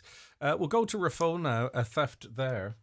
Yeah, this is quite an unusual one. This theft occurred in the area of Ferryglass, Raphoe, between 4:30pm on Monday the 30th of September and 7am on Tuesday the 1st. So the workmen arrived back at work on that morning, the 1st of October, to discover that one of their diggers had been parked along the roadside and the door had been ripped from the digger and stolen. We're appealing to anybody who may be able to assist with information, or who may have witnessed suspicious activity in that area, to make contact with Gardaí in Letterkenny on 9167 100. Very peculiar, isn't it? It's a very unusual just one. The door taken from the digger. Okay, and sometimes the more unusual, the perhaps more jumps out to the public. Criminal damage now in a shown. Yeah, this criminal damage incident happened on the Moville Road, Carndonagh, in the early hours of Thursday, the 3rd of October. So in and around between 1:30am and 3am, car was parked up at that location, and the front windscreen, the rear windscreen, and both passenger side windows were smashed on it. I believe this car was for sale. It had a few for sale signs on it. Right. We're appealing to anybody again who may have travelled in that area with a dash cam between those times. Quite a short time frame, 1:30am and 3am on Thursday, the 3rd of October. If anybody had a dash cam and they were on that road, please make this footage available to us. And again, if anybody can assist with relevant information, we're asking them to contact Garda in Buncrana on 932 0540. Right, cars targeted in and around Letterkenny too. Yeah, these incidents happened in the area of Schlieve-Schnacht, Letterkenny, in the early hours of Tuesday, the 1st of October, in and around between midnight and 12:30 early in the morning. Yeah, half an hour time span, yep. So 2 cars were entered. It's believed that a number of car doors were tried within the estate, and 2 cars were entered. Items were stolen from them. I believe one of the cars had a transmitter stolen from it, and the other car had a couple of iPhones and other items stolen from it. No damage was caused to the cars. A car was also stolen from the estate. So this stolen car was later recovered in Northern Ireland, and I think the vast majority of items stolen from these other cars were also recovered with the stolen car. We're appealing to anybody who may have observed these incidents occur in the Schlieve-Schnacht area to make contact with us in Letterkenny on 9167100. It's believed actually that there might have been a group of people that night, now unrelated, but may have been in the area making their way home on foot, and we would like to speak to them if possible, if they wouldn't mind making themselves known to see if they observed anything. Again, if anybody was in that area with a dash cam, that's always invaluable to us, dash cam footage. We're asking them to make that footage available. And again, the Garda confidential line can be contacted on 1800 666. And it's obvious too what was going on here. They didn't want to make smashing noises necessarily. Didn't want alarms going off. They actively were looking for vehicles. It would seem that were unlocked. So the obvious warning there, Grania. Yeah, look, we're constantly reminding people of this. These people, they're opportunist criminals. They enter estates, they go into private driveways and around private houses. If they try 100 car doors, and 2 of these cars are left unlocked, then, if they get anything from those cars, it's been worth their while. So we're urging everybody, please lock your car. It doesn't matter if your car's parked up the town on the main street, in a public place, or in your own driveway or the rear of a private property. Lock it up if it's unattended. And please don't keep cash or valuables in your vehicle. No, it is good advice. Now, details of a worrying incident down in Donegal town there recently, Grania. Yeah, so Garda arrested 5 men after they responded to reports of a disturbance outside a premises on Quay Street in Donegal town on Sunday morning past 6th of October. Garda, who initially responded to the call in and around 2 a.m, they were assaulted when they were attempting to deal with the situation. A number of additional Garda units then were called, and they arrived to the scene and they provided assistance. Incapacitant spray was used as part of an escalated response to the public order incidents, and 5 adult men, they're aged between their late teens and early 20s, they were arrested and later charged. So all 5 are due to appear before Donegal District Court on the 6th of November. And the Gardaí assaulted during that incident, they remained on duty until 7 a.m. on Sunday morning. So we're just asking anybody with any information regarding this incident, if they witnessed it, to contact Gardaí in Donegal town on 074 974 0190 or Ballyshannon Garda station on 071 985 8530. And also just again, if anybody was, on Quay Street on that date at that time, if they had a dash cam, please also make that footage available to us. It just goes to show, I suppose, you and your colleagues, you never know what can happen when you head out on duty. Well, really and truly, look, any call, it doesn't matter what the call is, you're going out to face the unknown. Nobody knows, so all precautions have to be taken. Just okay. Update on, and I hope your colleagues are they did stay on duty, but that doesn't mean it wasn't a worrying incident for them. An update on some progress under Operation Tara. Yeah, so the Donegal Divisional Drugs Unit carried out 3 searches in the Milford district on the 1st of October. During these searches, Gardaí seized cannabis plants, hallucinogenic mushrooms and amphetamines worth a combined total value of €7,710, along with cannabis cultivation paraphernalia. 1 woman was arrested in connection with a seizure, and she has since been released without charge. Our investigations are ongoing.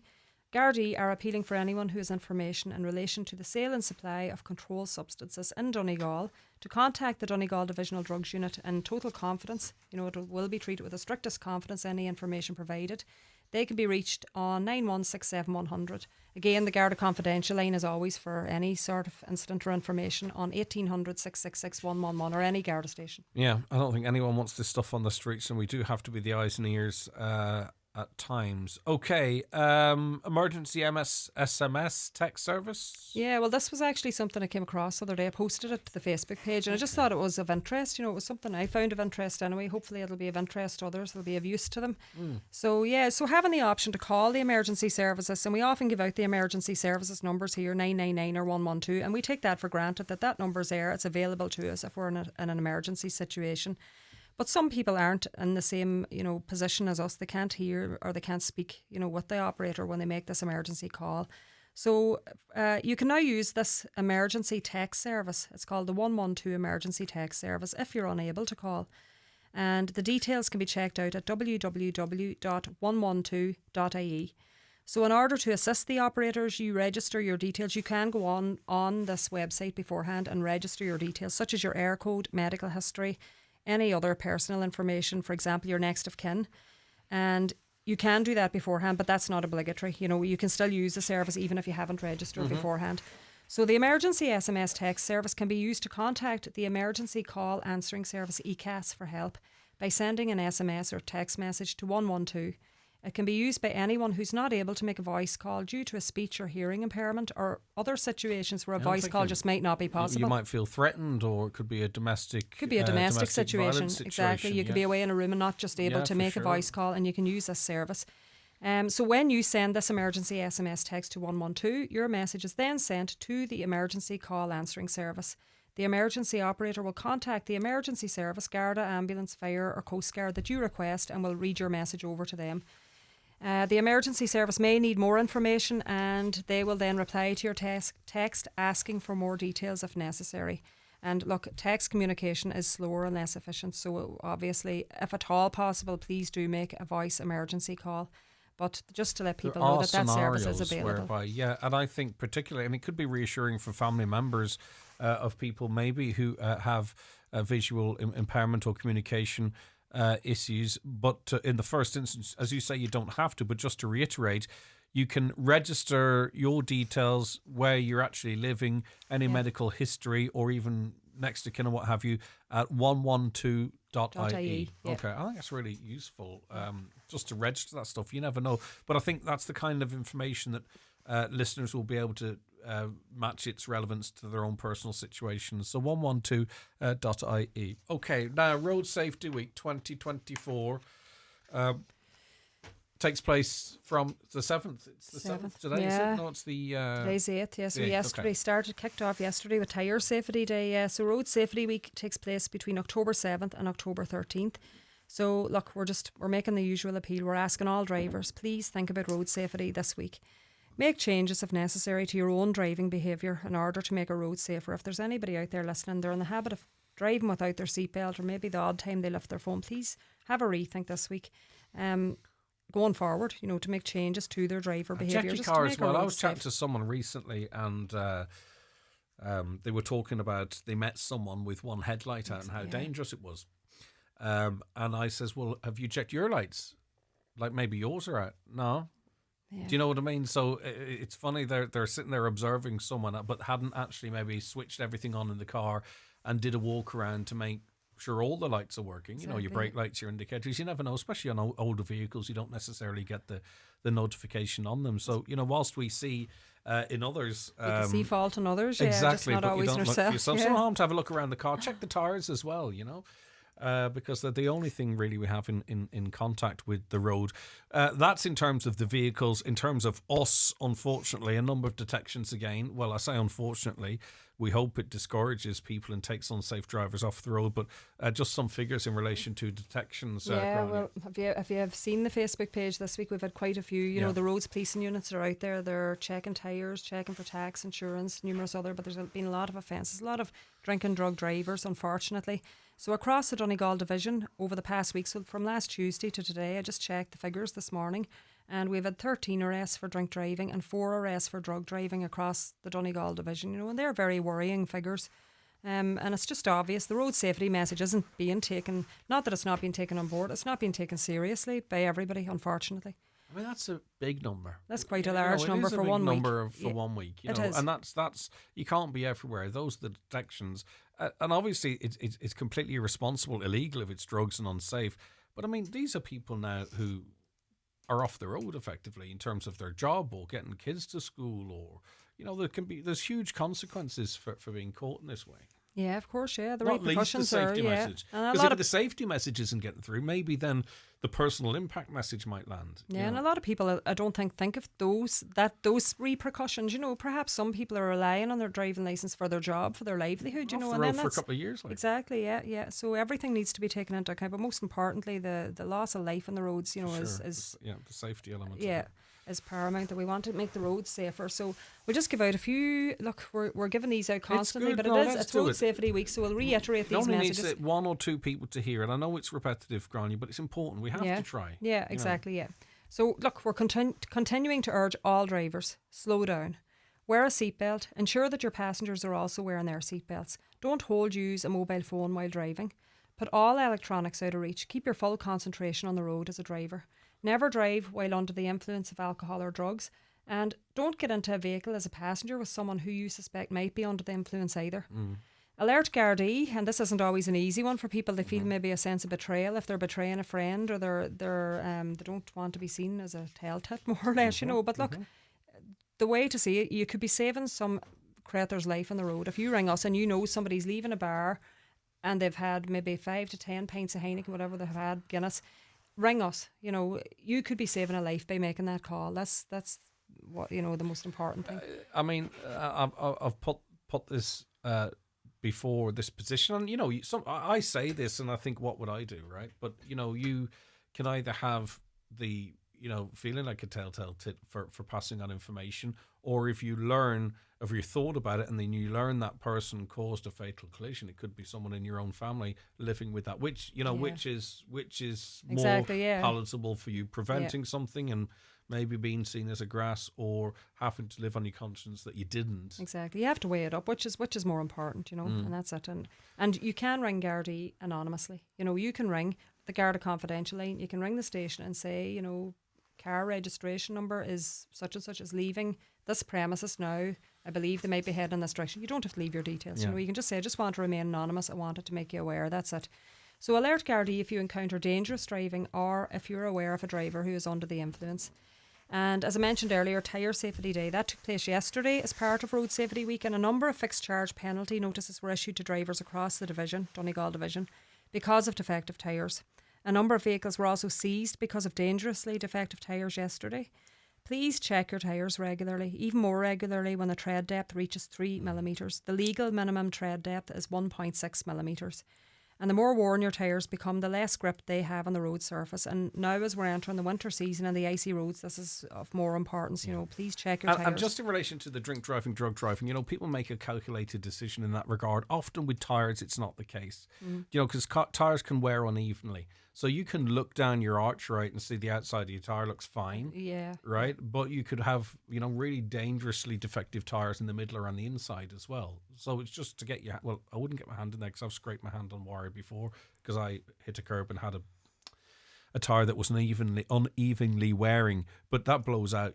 God knows what the consequences is. So I think this is more about, I don't think people are doing this sort of purposely necessarily. It's good education, I think, for us all to check our tyres. It is. And even, just drop into one of your local tyre centres, because they'll happily check all your tyres for you. And as you say, there are parts maybe that you look at the outside, it looks fine, and it could be a totally different story on the inner side of the wheels. So just drop into your local tyre centre. And we don't know when we're going to get icy weather or wintry weather or icy roads. So it's very much in people's best interest. So we mentioned it a little earlier on, just check the vehicle more generally speaking for the lights and what have you, be it a tractor, a bike, a van, whatever it might be.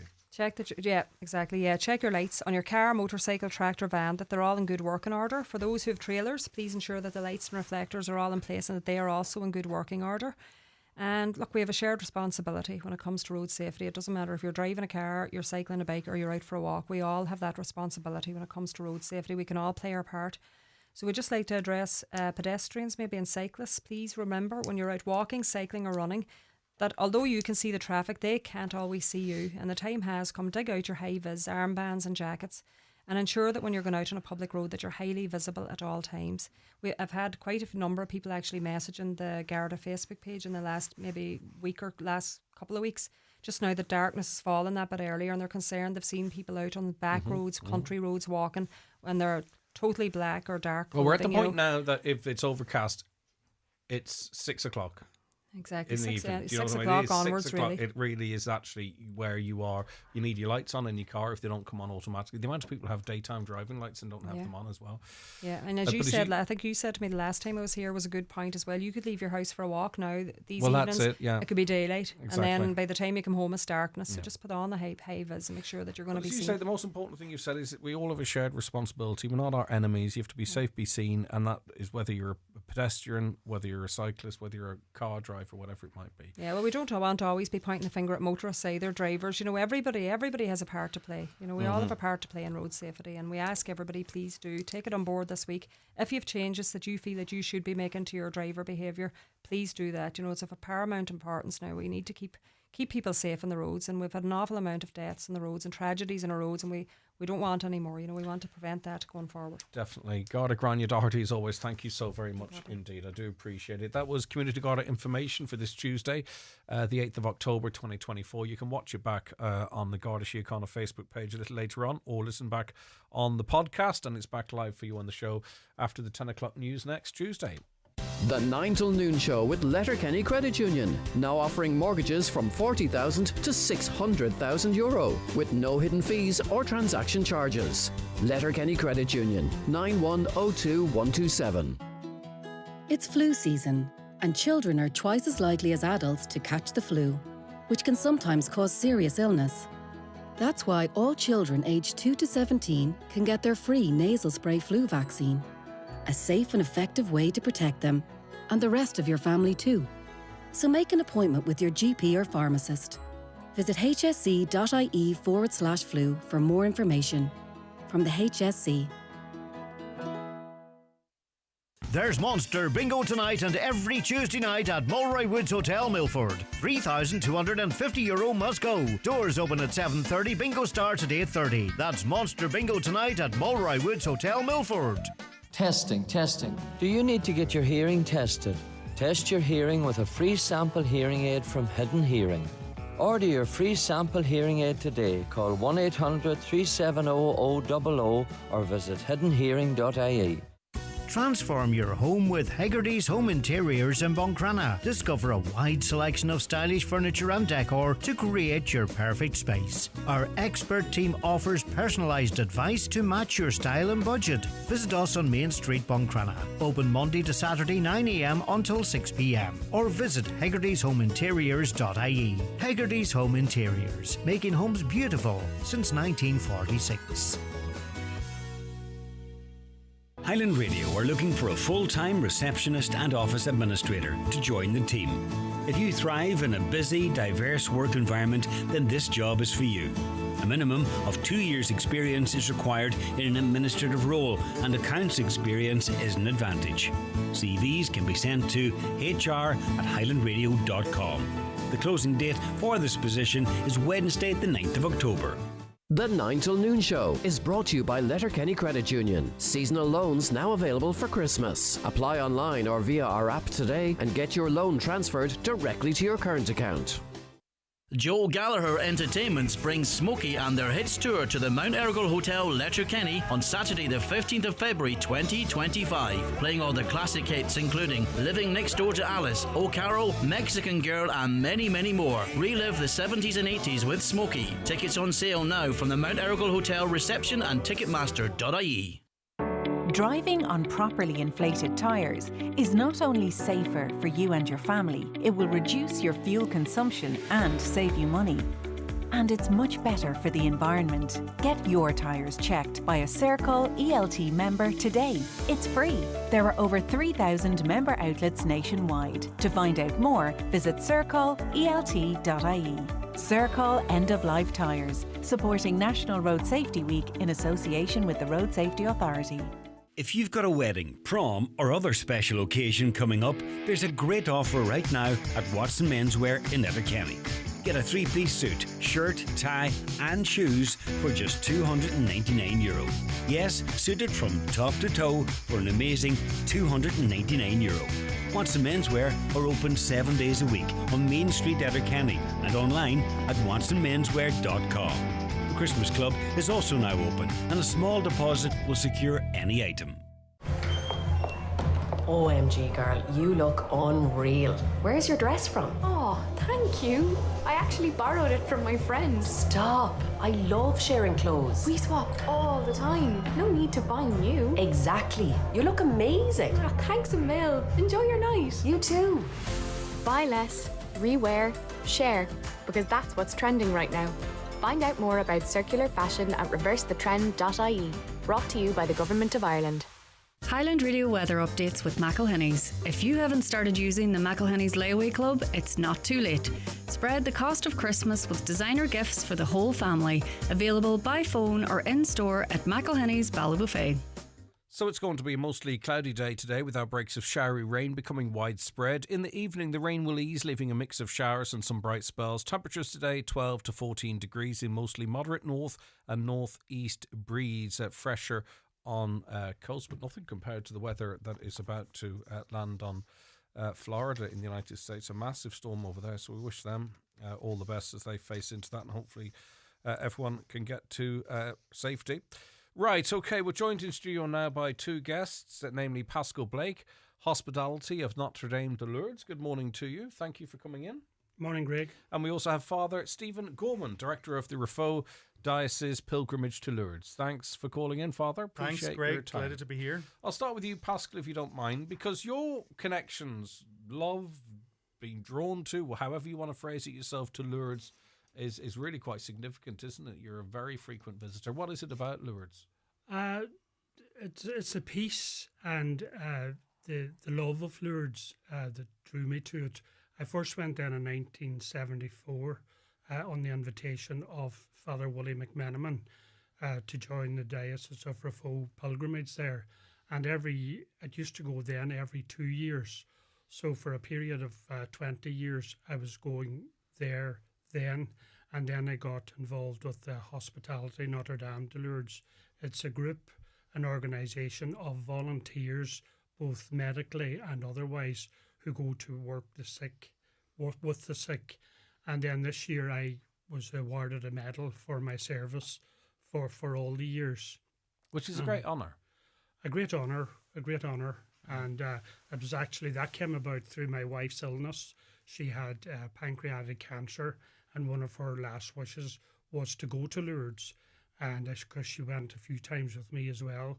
But on her last visit, we met one of the personnel out there, and Pascaline asked her for the forms to become a member of the Hospitality Notre Dame de Lourdes. And the lady said, well, Pascaline, you must understand that you won't be able to do this work because you're too sick. And she said, well, I would like to fill out the form for my husband Pascal to make sure that he still comes back. So I'm doing that. And I was fortunate to join with the Diocese of Rafo under the direction of Father Gorman just this year past. And it so happened that I received a medal while they were there. Well, congratulations to you on that. And Thank you. And it's beautiful that your wife's hand's all over it in there somewhere as well. I think that's a wonderful thing for you to have. Why do people go to Lourdes? I mean, you've talked of why you went, and you know, people go over in great numbers, not just from this part of the world, but many parts. Why do you think the majority of people go? Well, millions go and have attended and still go to Lourdes. I think it was because of the request of Our Lady to Bernadette.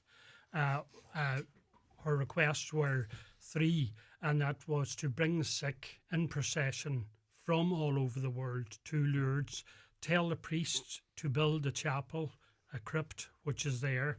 And the Bernadette went back to the priest and told him the story of these requests for the 15 days that she was appearing to her. And the priest asked Bernadette to ask who the lady is. And the lady responded that she was the Immaculate Conception. So that grew largely, and Bernadette was there. She was the poorest of the poor, and she was collecting driftwood from the Gav River, and it all commenced from there. You've been going there 50 years. The world 30. 30. 74, I thought you said. Huh? 74? 74. Yeah, but at the time, Greg, it was every 2 years for the Diocese of No, Rafal. but you've been there yes, full 50 years, obviously not yes, every year, right? exactly, yeah. So yeah, the question, yeah. the world has changed greatly in those 50 years. Has Oh. Lourdes changed much?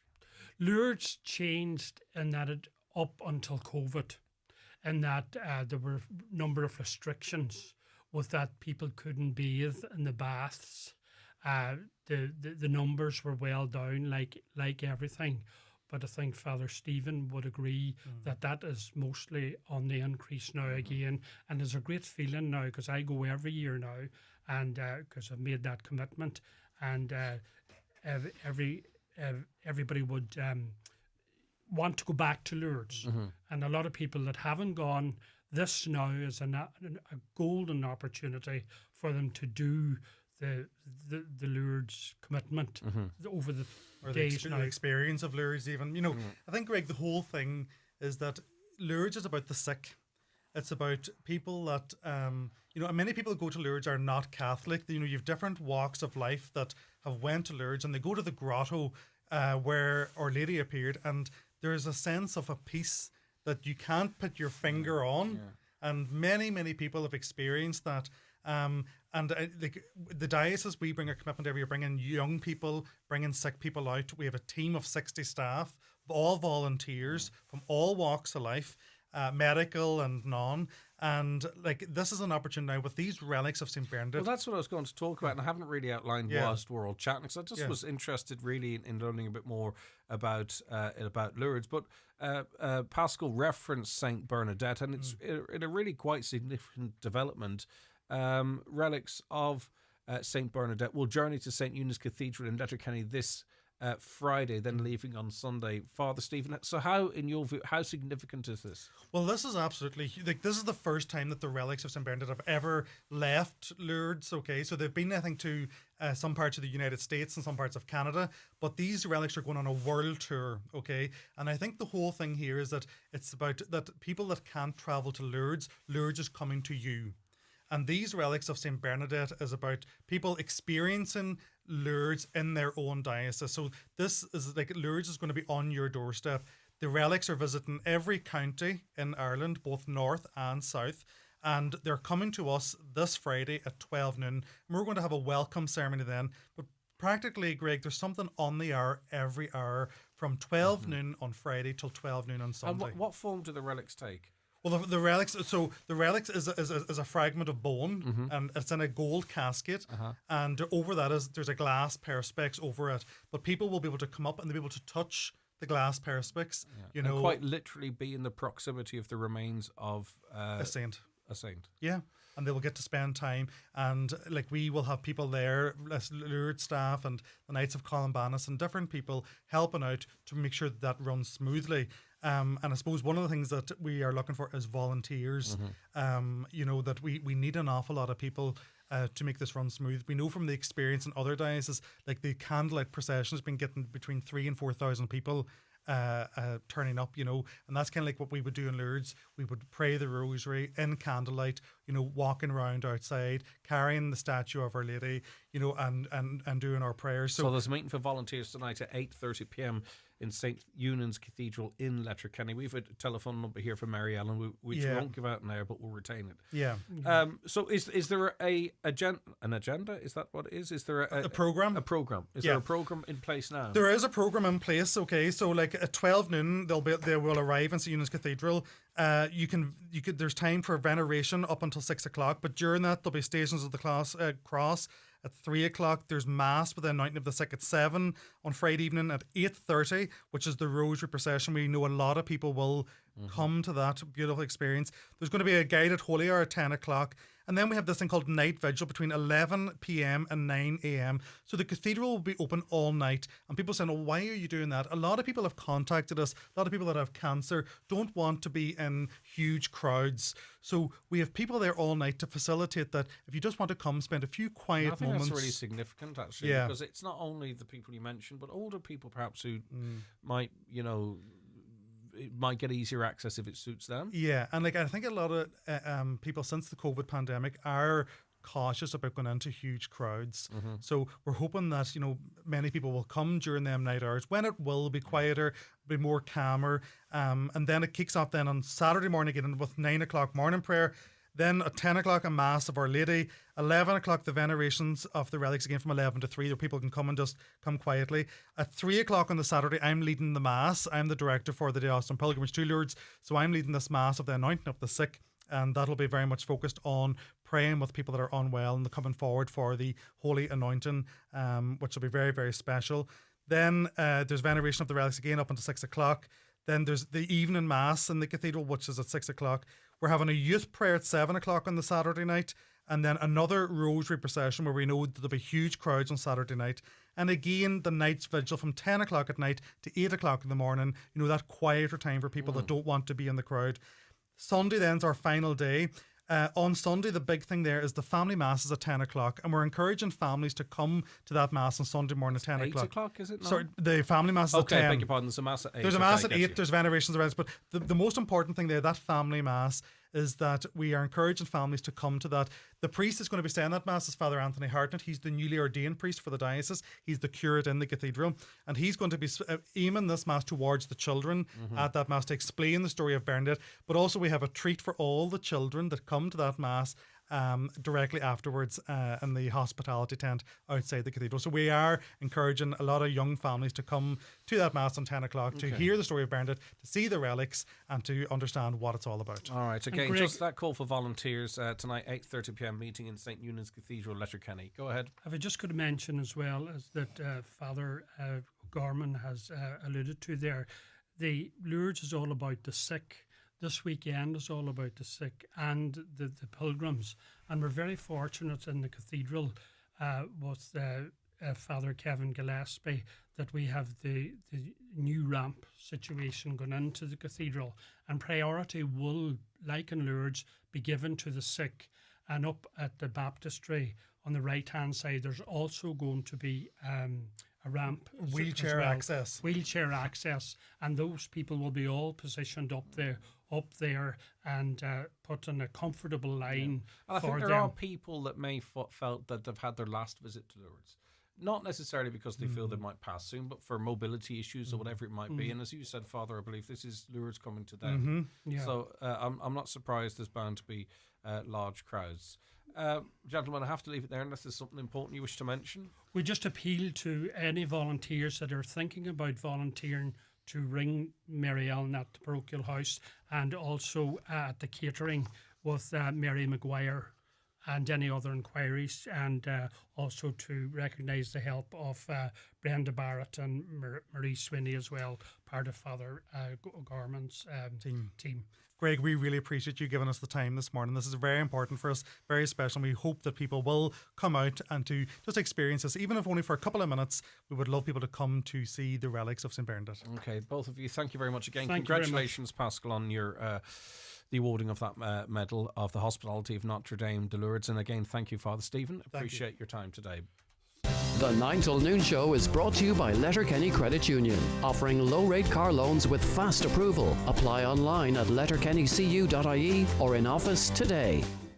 Brian McCormick, Sports and Leisure, supporting you with the right footwear. Hoka Trainers. Have you tried the Hoka Sensation yet? Hoka provides comfort, support and shock absorption, which makes them a good choice for frequent runners and walkers, or anyone whose job requires standing for the majority of the day. For support or pronation, try the Arari 6. For maximum cushioning, try Hoka Bondi 8. Check in store or shop online at bmcsports.ie. Step into our safe-sized experience at Brian McCormick Sports.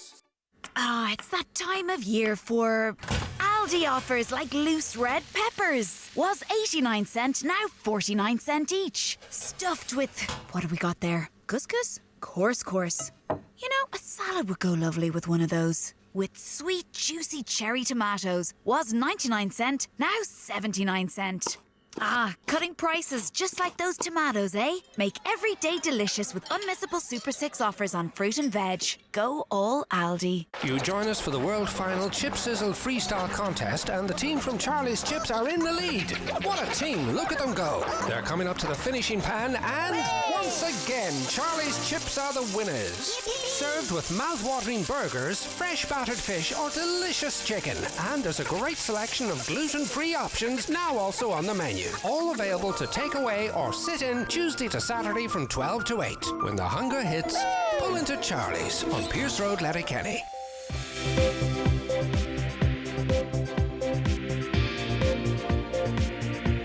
The county's #1 talk show, The 9 till Noon Show on Highland Radio. Now at 11:02, it's time for a news update, and it's good morning once again to Michaela Clark. Thanks, Greg. Good morning. The Letterkenny Milford Municipal District is being asked to seek a meeting with the General Manager of Letterkenny University Hospital to discuss the staffing crisis there. The issue is being raised by 100% Redress counsellor Thomas Sean Devine, who has spent several weeks at the hospital after becoming ill over the summer. On today's 9 till Noon show, he said the hospital is in turmoil and outlined how elderly and people with a disability are being left on trolleys and wheelchairs for up to 48 hours because of a lack of staff in all departments.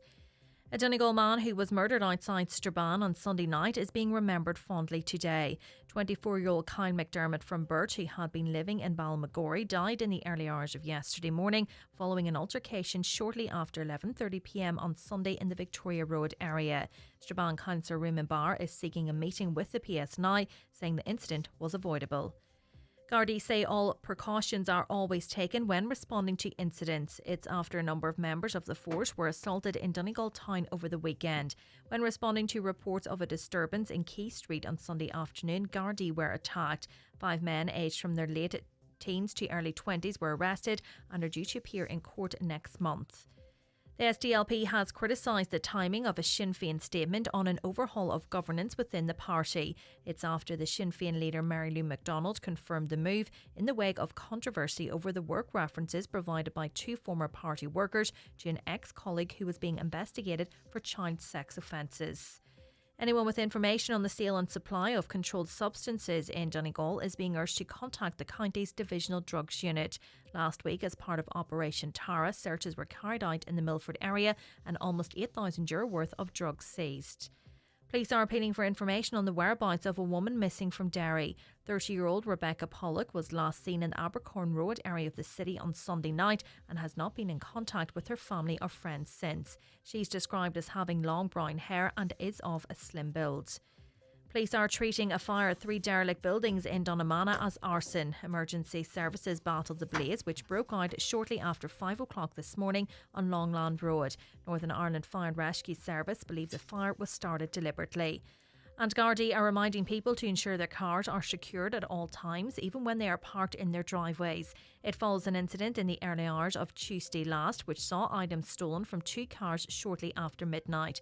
A car was then also stolen from the estate, which was later found in Northern Ireland. A number of the stolen items were also recovered. Those are the latest headlines. We'll be back with an update again at 12 noon. Michaela, thank you very much indeed.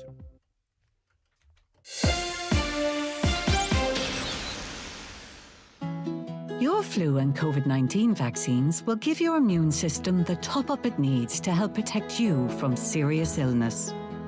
A flu vaccine and COVID-19 vaccine is recommended for you if you're 60 or over, a healthcare worker, pregnant, or have a long-term health condition. Talk to a participating GP or pharmacist, or visit hsc.ie to see what vaccines are recommended for you. From the HSC. We were talking during the Community Garda information there about road safety, and Anne-Marie spotted something on the roads. So I'd say you got quite a bit of a shock on this one, Anne-Marie. Good morning to you. Good morning, Greg. Yeah, to say the least. I was coming down at Drumkeen at the 4x4 garage there on the main road. And there was a car parked on the left-hand side of the road as I was coming down, and I was kind of watching for, that nobody was going to get out of the car, that it wasn't going to pull out in front of me.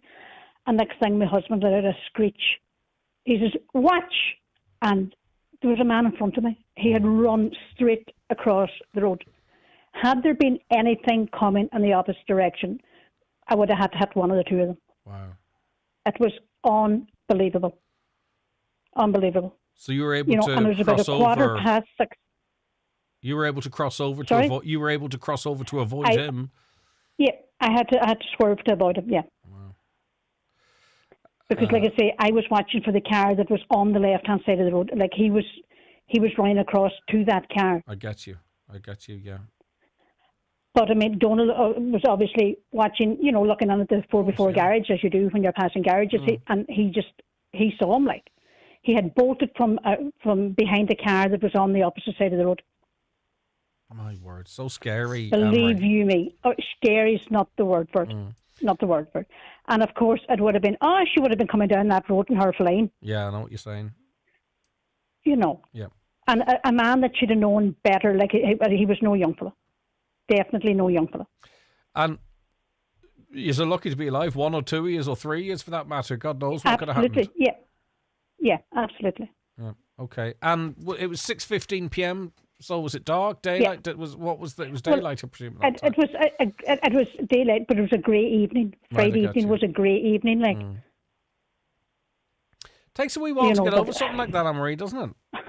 Do you know when you have a close one, it's not you just don't wake up the next day and everything's all right. It's the what ifs and all this kind of stuff that goes through your head. Well, I can tell you, I was actually sitting for about 8 before I could speak again anyway in Letterkenny.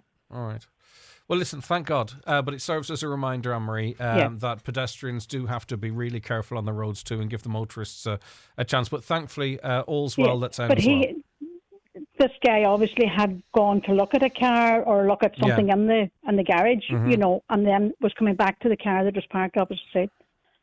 Right, okay. He obviously only looked one way. Yeah. Do you know what I mean? Yeah. All right. Okay, but anyway, Anne-Marie, it's a good word of warning. All Thanks right, so much. He's lucky to have his life intact today anyway. Yeah, I get you. No, that comes across loud and clear, Anne-Marie. Thank you so very much indeed. Staying with the roads, a caller says, Greg, I'm in Dunlow and I'm sick of pedestrians walking in the evening. I near swept 2 people off the road on Sunday evening. It's not on for drivers. If I, God forbid, hit them, I'd be the bad person. They should be more responsible for their own actions, I think. So is it that they weren't wearing high vis, or just the fact that the road is not suitable for pedestrians? Is there more to that story? Greg, do you have to book to see the relics at night? No, you just show up and queue. So no, you don't have to see the relics. And I think that overnight thing's a good idea. It's going to suit people. Hi, Greg. Just about the oak tree in Letterkenny, about it being cut. What about the near 1,000 acres that's on about being ripped apart for the 10T bypass? I'd like to see these people on my farm to show them the destruction that's been caused to my land and that of the wildlife. No one wants to talk about that. I'm sure a majority of those in Letterkenny have no thoughts on that. They just want the bypass. I'm losing 25 acres of land that I can't replace. No matter about the money I get for the land, it'll never replace my original farm that my father and grandfather worked hard to get. Yeah, you're 100% spot on. And if the truth be told as well, how many people are worried about that oak tree? I mean, it's a conversation point, and a few locals certainly are, but on the wider scale of things, many people probably aren't. And you're quite right too. Maybe we say, we'll stuff it, we'll get a good road and not think of the landowners. So I'm glad you texted in to make that point, and hopefully you feel heard this morning. I disagree, Greg. The councillors are powerless when it comes to hospital. They can highlight this publicly and threaten to resign from their respective parties if they really cared. They have options. That comes in from Martin. And Martin, I tried to allude to that. I'm trying to be fair as well. Of course they could. But then, they would say, well, any chance of change we have by influencing within the party. I think we've all heard it quite a few times. Hi, Greg. I got referred to the ENT clinic in 2018. I only got seen last year, 2023. My hearing is now deteriorating in both ears. I only 2 weeks ago got sent back to the ENT doctor by spending months and months trying to get answers. left my condition a lot worse. It left the condition a lot worse, which could have been avoided if I was seen 2 years ago. I could deal with it, but 6 years of waiting is just awful. Yeah, and that's it. The delayed diagnosis, the delayed appointments, it's not just a waste of time. It's people's conditions deteriorating. Greg, would anyone know what rights homeowners have when a farmer ploughs his field and leaves the road completely covered in muck? Where we live, our drive is saturated with muck being dragged down from a mess a farmer has left on the road whilst spreading slurry. It's getting carried into our home. What are the rights there? I presume I would notify the council first and foremost, because it is their road, isn't it? And maybe they can take it up with the farmer or clear the road one way or another. I mean, God forbid, if someone had a crash and they slipped on that mud, the farmer would be very worried then. So has anyone any proper advice there? I don't know. I would have thought I would have got in touch with the council and say, look, the road's been left in a mess. Either take it up with the landowner, the council that is, or the council can clean it. I'm not sure what the situation is, but someone out there will know. Hi, Greg. Can someone from management in LUH be asked about that bed situation and the man taking up a bed for 5 days for a minor problem? It's a management problem. Get someone to explain why. We endeavour all the time to get answers, by the way. Sorry, I should reference that more. We follow up. A lot of it's off air, much of it on air. We follow up pretty much all of the contacts that are made to us to try and get those exact obvious answers. Trust, that's what we do. That's what the team do here. Most of the hard work goes on behind the scenes. I had my son in ED in Letterkenny a couple of Sundays ago, and there was a lot of nurses walking about, not rushed off their feet. The problem with the ED is lack of doctors to see patients and make a decision. People in the Leck Road were approached 6 years ago to say that some houses would be taken away along with gardens. Some houses are worth nothing. They've got red lines through them. We don't know what's going on. Hopefully the same won't happen at Ballyrain. Another caller says, I was listening to the Dáil live stream regarding houses bought by the University of Limerick. The president is currently on sabbatical and someone is standing in for them. The president will be promoted to a professor of visual art. She'll not be lecturing. The post was made for her so that she can happily retire. How is this allowed to happen? Well, whatever's happened on UL is going to get an awful lot of scrutiny. If that is the case, as you've outlined, I'd be surprised if it's allowed to pass, because there's a lot of controversy down there, which benefited Donegal, actually, if the truth be told, in the provision of a veterinary school up here. I see 2 shops this week so far with 50% sale signs up, and when one goes in, it's not 50, it's maybe 20. It's about time shopkeepers realised that this is very misleading and so wrong. I can't speak to the shops that you talk of, but often above the 50% it's up to, and you go in and there's a railing where you will see some stuff at 50% and elsewhere where it's 20%. At the end of the day, it's a tough old industry to work in, and, you know, the 50% gets you through the door. Is it misleading? I'm not sure. If you feel it is misleading, then it is misleading. But I would say there's probably an up to above the 50%. Might not be the same size as the 50%, but I imagine it's there. Good morning, Greg. Can you please mention a meeting that's called to address the growing concern regarding the new SPHE curriculum at 7 p.m. tomorrow, Wednesday, in the Station House Hotel, Letterkenny? Anything that impacts our children should be of concern to the public as a whole. Thank you in advance. And I think it's really important, too, that everyone is responsible in how they discuss that. We had one person as a whistleblower who's very well intentioned, and I'm not saying that anything she's saying is not true, but you have the department saying what she is saying is actually not true. We as parents have the power to check what's being taught to our children as well, and it shouldn't really take, I don't think we can have blind trust of the education system anymore, and I don't think it should take a whistleblower for us to know what's being taught to our children.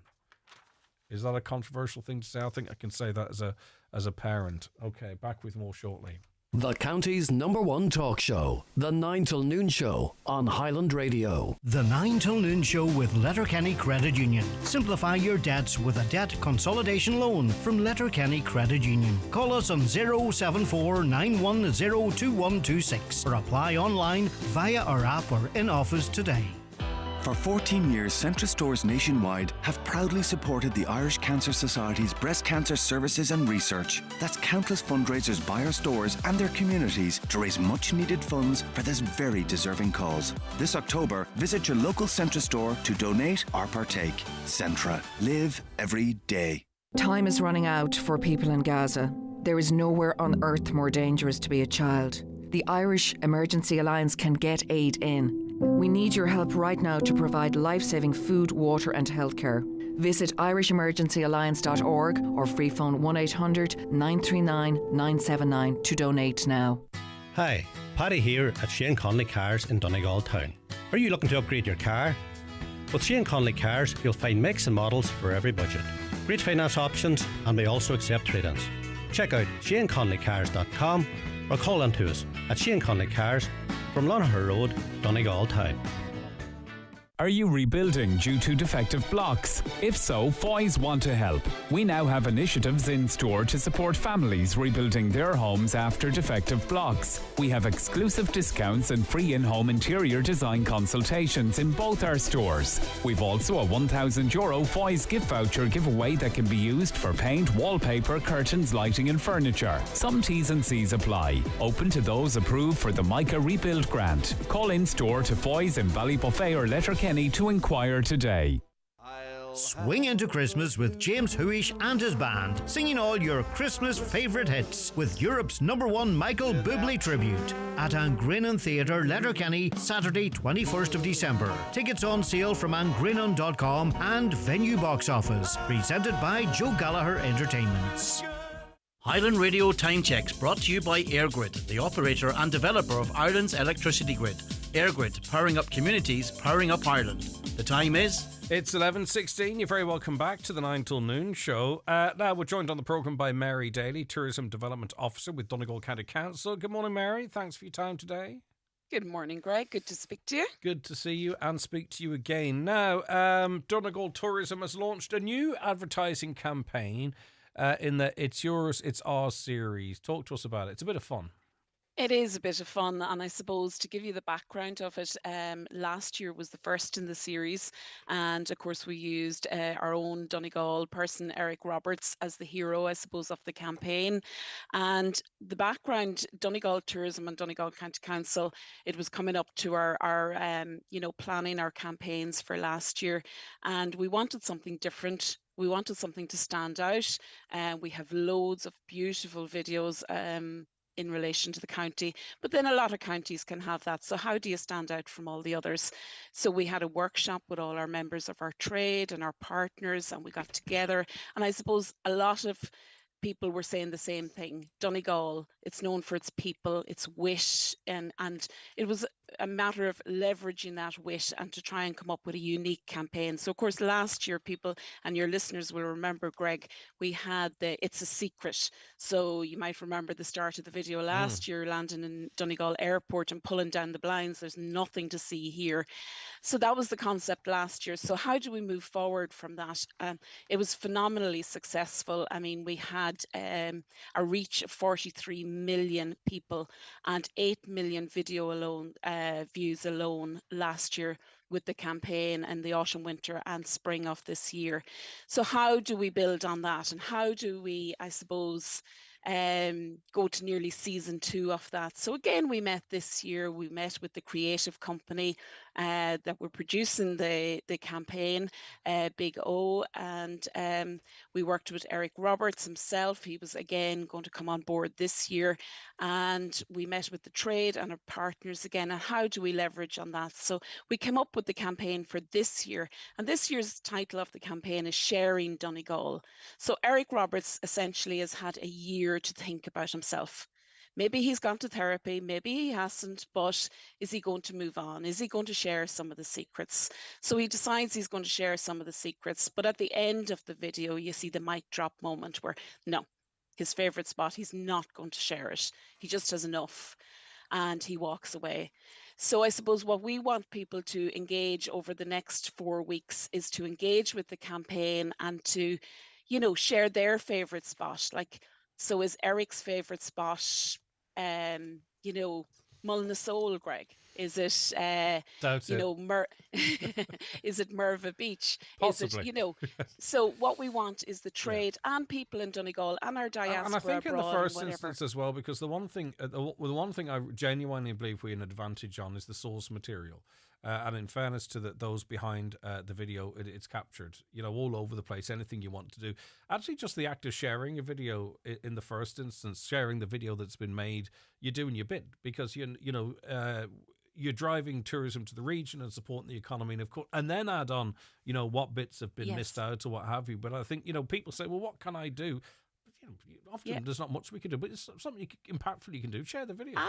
Absolutely, Greg. So what we're asking people to do is tag, share, like, comment, hashtag go visit Donegal. And then, as you say, they can engage further by sharing their actual own favourite spots and wondering, is that Eric's favourite spot, So, and the background to the whole campaign really, I suppose, as well, is, and the sole purpose of the campaign is to drive more visitors to the county in the shoulder seasons. So that's why the campaign has been running like autumn, winter last year, again in the spring of this year, and now in the autumn, winter. So it's all about extending that season for the members of our trade within the county. We're and making also inroads in that regard, are we? It does feel that the season kind of, I don't know, you can change the dates, of course, but St. Patrick's Day stroke maybe Easter up until Halloween, it does feel you see a different type of tourist around now, but you are seeing tourists around. There's not as many children, of course. Maybe the age demographic's a little bit different.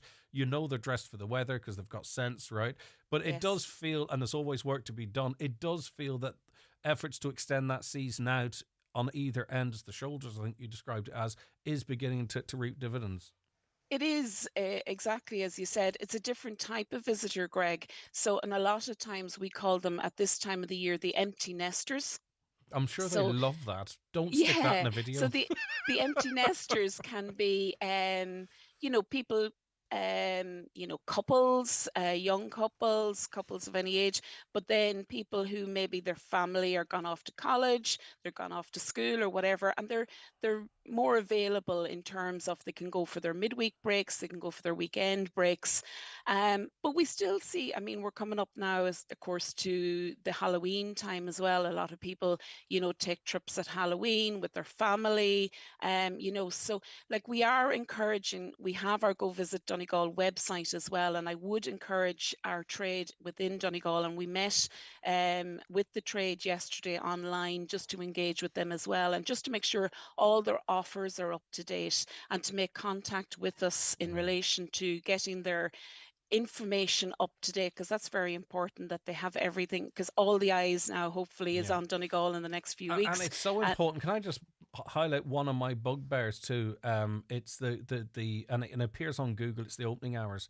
It's remarkable how many businesses don't either know their opening hours are there, don't realise how many people reference them, don't realise how annoying it is you haven't updated them from your summer hours. Something as simple as that is so important for people who plan often really quite meticulously what they're going to do when they visit somewhere. Exactly, Greg. And I suppose that's really what we are saying to people: have your information up to date, even if it's on your social media, if it's on Google, if it's on your website, but also on our website, because we are driving everyone to go visit Donegal. So, have the information up to date. If you're closed on a Monday, have it up that you're closed on a Monday. If you're closing now in the winter season, maybe at 4 o'clock instead of 7 o'clock, have that up. If you close on Monday and Tuesday, let people know, because they can go somewhere else that is open Monday and Tuesday. And that's so important. And we are working with people on a day-to-day basis to make sure that their information is up to date, and so, like, just for an example, over the weekend, Greg, and we only launched this campaign on Thursday evening, and up until Sunday, the video alone has been seen 2 million times. So up until Sunday evening, that's the figures that are back, 2 million views. And also what people are doing, and this is unique, you don't normally see this in a campaign. The video is 130 seconds, 129, 130. Nearly all the video views are full-length views. They're 129. Normally, and we're all the same. You get loads of 3-second views, but it's when you get them staying to the end of it. So that was really encouraging yesterday when we seen the initial views from over the weekend. So I suppose, just to reiterate again, Greg, what people can do, they can like and share and engage with the campaign. They can, we'd love to hear the favourite spots that you think might have been Eric's favourite spot. And also, if he didn't walk away. what people can do is make their own videos as well. Everyone's an influencer. Yeah. Make your own videos and go out and have fun with it. Absolutely. You people know, love stand engaging with out media. wherever and have that as your favourite place and share it and tag, go visit Donegal. And, you know, like we have this beautiful county, you know, we're all here to promote the county. And, you know, it's just about engagement now, particularly as the campaign is running over the next 4 weeks. Okay, listen, lovely to have you on the show again, and best wishes. I see you've made an appearance in the video yourself as well.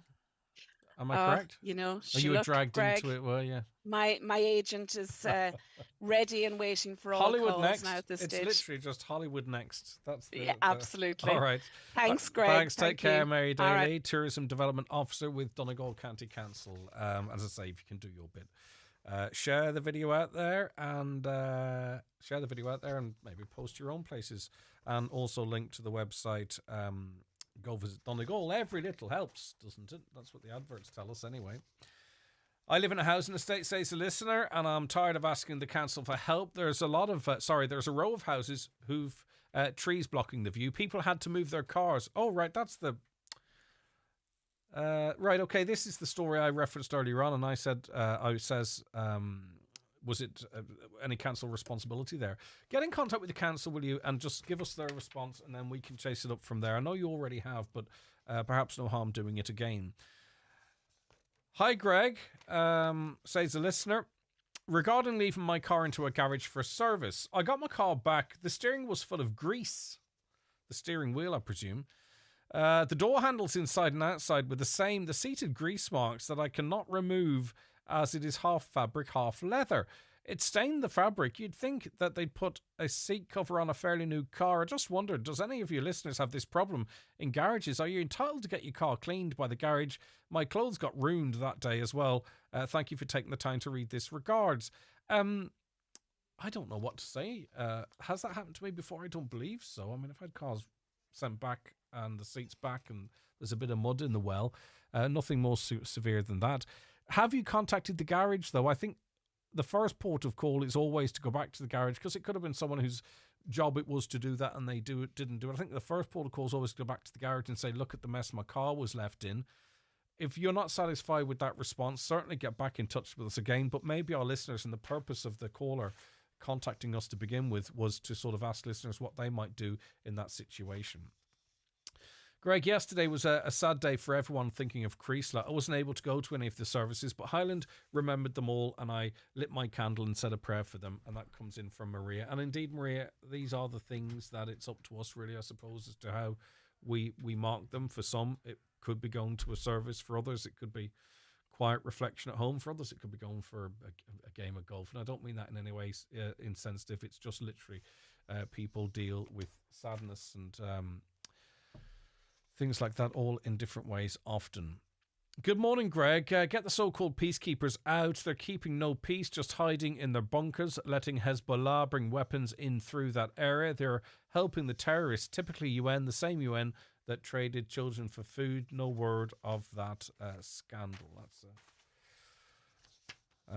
a take. Some will agree, some might. And just one on football.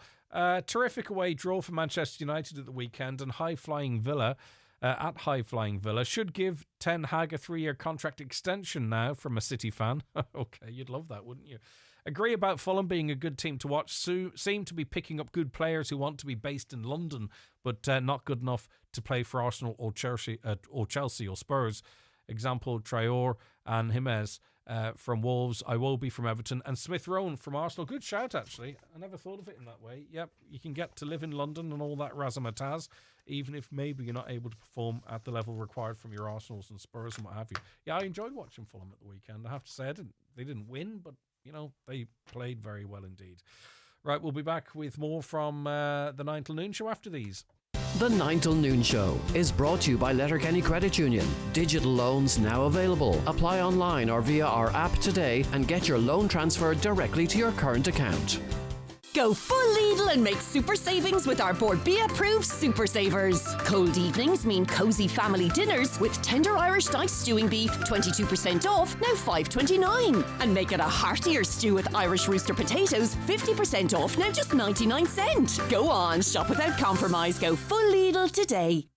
Looking for a technology partner to help you reach your business goals? With cybersecurity solutions from Vodafone, your business can hack off the hackers. And with our collaboration tools like Microsoft 365, your business can bring the team together, wherever they are. Keeping your business secure and productive. Make technology work for you with solutions and support from Vodafone. Search Your Business Can today. Nutria's Lamb Finisher ATP is now on promotion at your local Homeland. Buy 10 bags and get one free, or get €15 off per tonne in bulk. Nutria's Lamb Finisher ATP contains 16% crude protein for an ideal balance of energy and protein, with intake booster for faster finish. T's and C's apply. Contact your local Homeland or farm commercial specialist today. Visit nutrias.ie for full product details. New this week in Home Store and More. All living room throws are all half price. But better hurry, because when all our half price living room throws are gone, they're gone. Also, all Halloween and all bar stools and chairs are still all half price. But when all the half price Halloween and all the half price bar stools and chairs are gone, they're definitely gone. Drop by your local Home Store and More. Visit us online at homestoreandmore.ie. Home Store and More. A happy home. Now, A Life Among the Dead by David McGowan. He's Ireland's best-known funeral director. You might remember him from the award-winning Netflix documentary.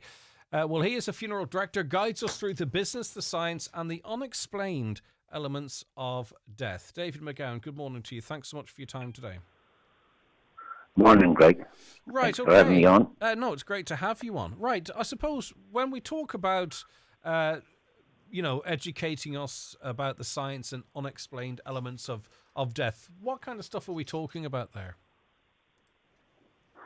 Well, I suppose we do. It's well known throughout the world that the Irish do death well. Yeah. And I can vouch for that because I've travelled and worked in many a country in the funeral industry. And to be honest, I couldn't wait to get back home to the west of Ireland where I was comfortable doing the job.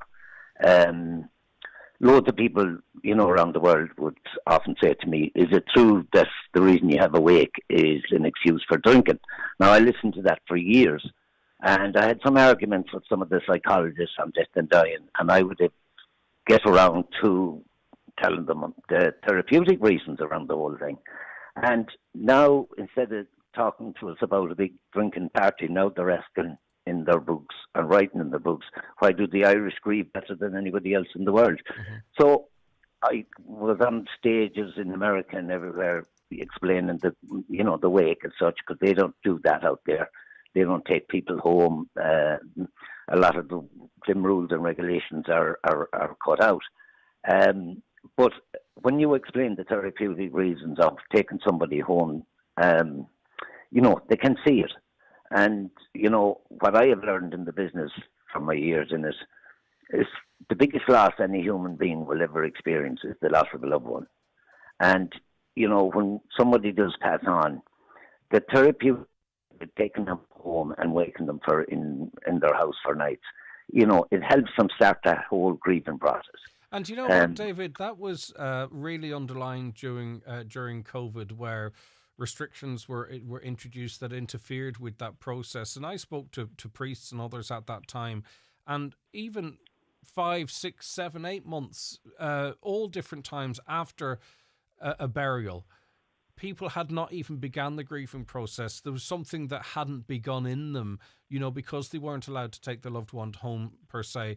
The funeral was different, the burial was different, and it really interfered and affected people on a very deep level, which obviously proves your point about the importance of way we do it and how it helps people go through that process. Oh, yeah, and I talk about that in the book, and I try to get it across. Now, what spurred me to write the book was the outcome of the documentary. And when that went up on Netflix, and it's still up there, so people must be still looking at it. So that's all over the world.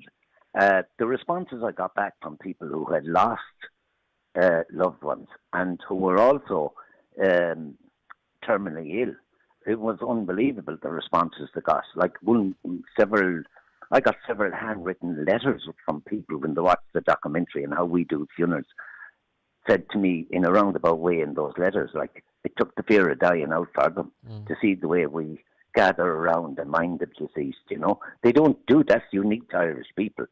But that, it got people talking about death. Like, the only thing we're certain in life is death. And we don't talk about it because it's like a taboo subject. If you bring up death in any conversation or whatever, you're more likely to be told to shut up and don't be talking about things like that. Well, my attitude is, or my thinking of it is, if you don't talk about something, you'll always have a fear of it. I think, and too, I don't though, have a fear of death myself.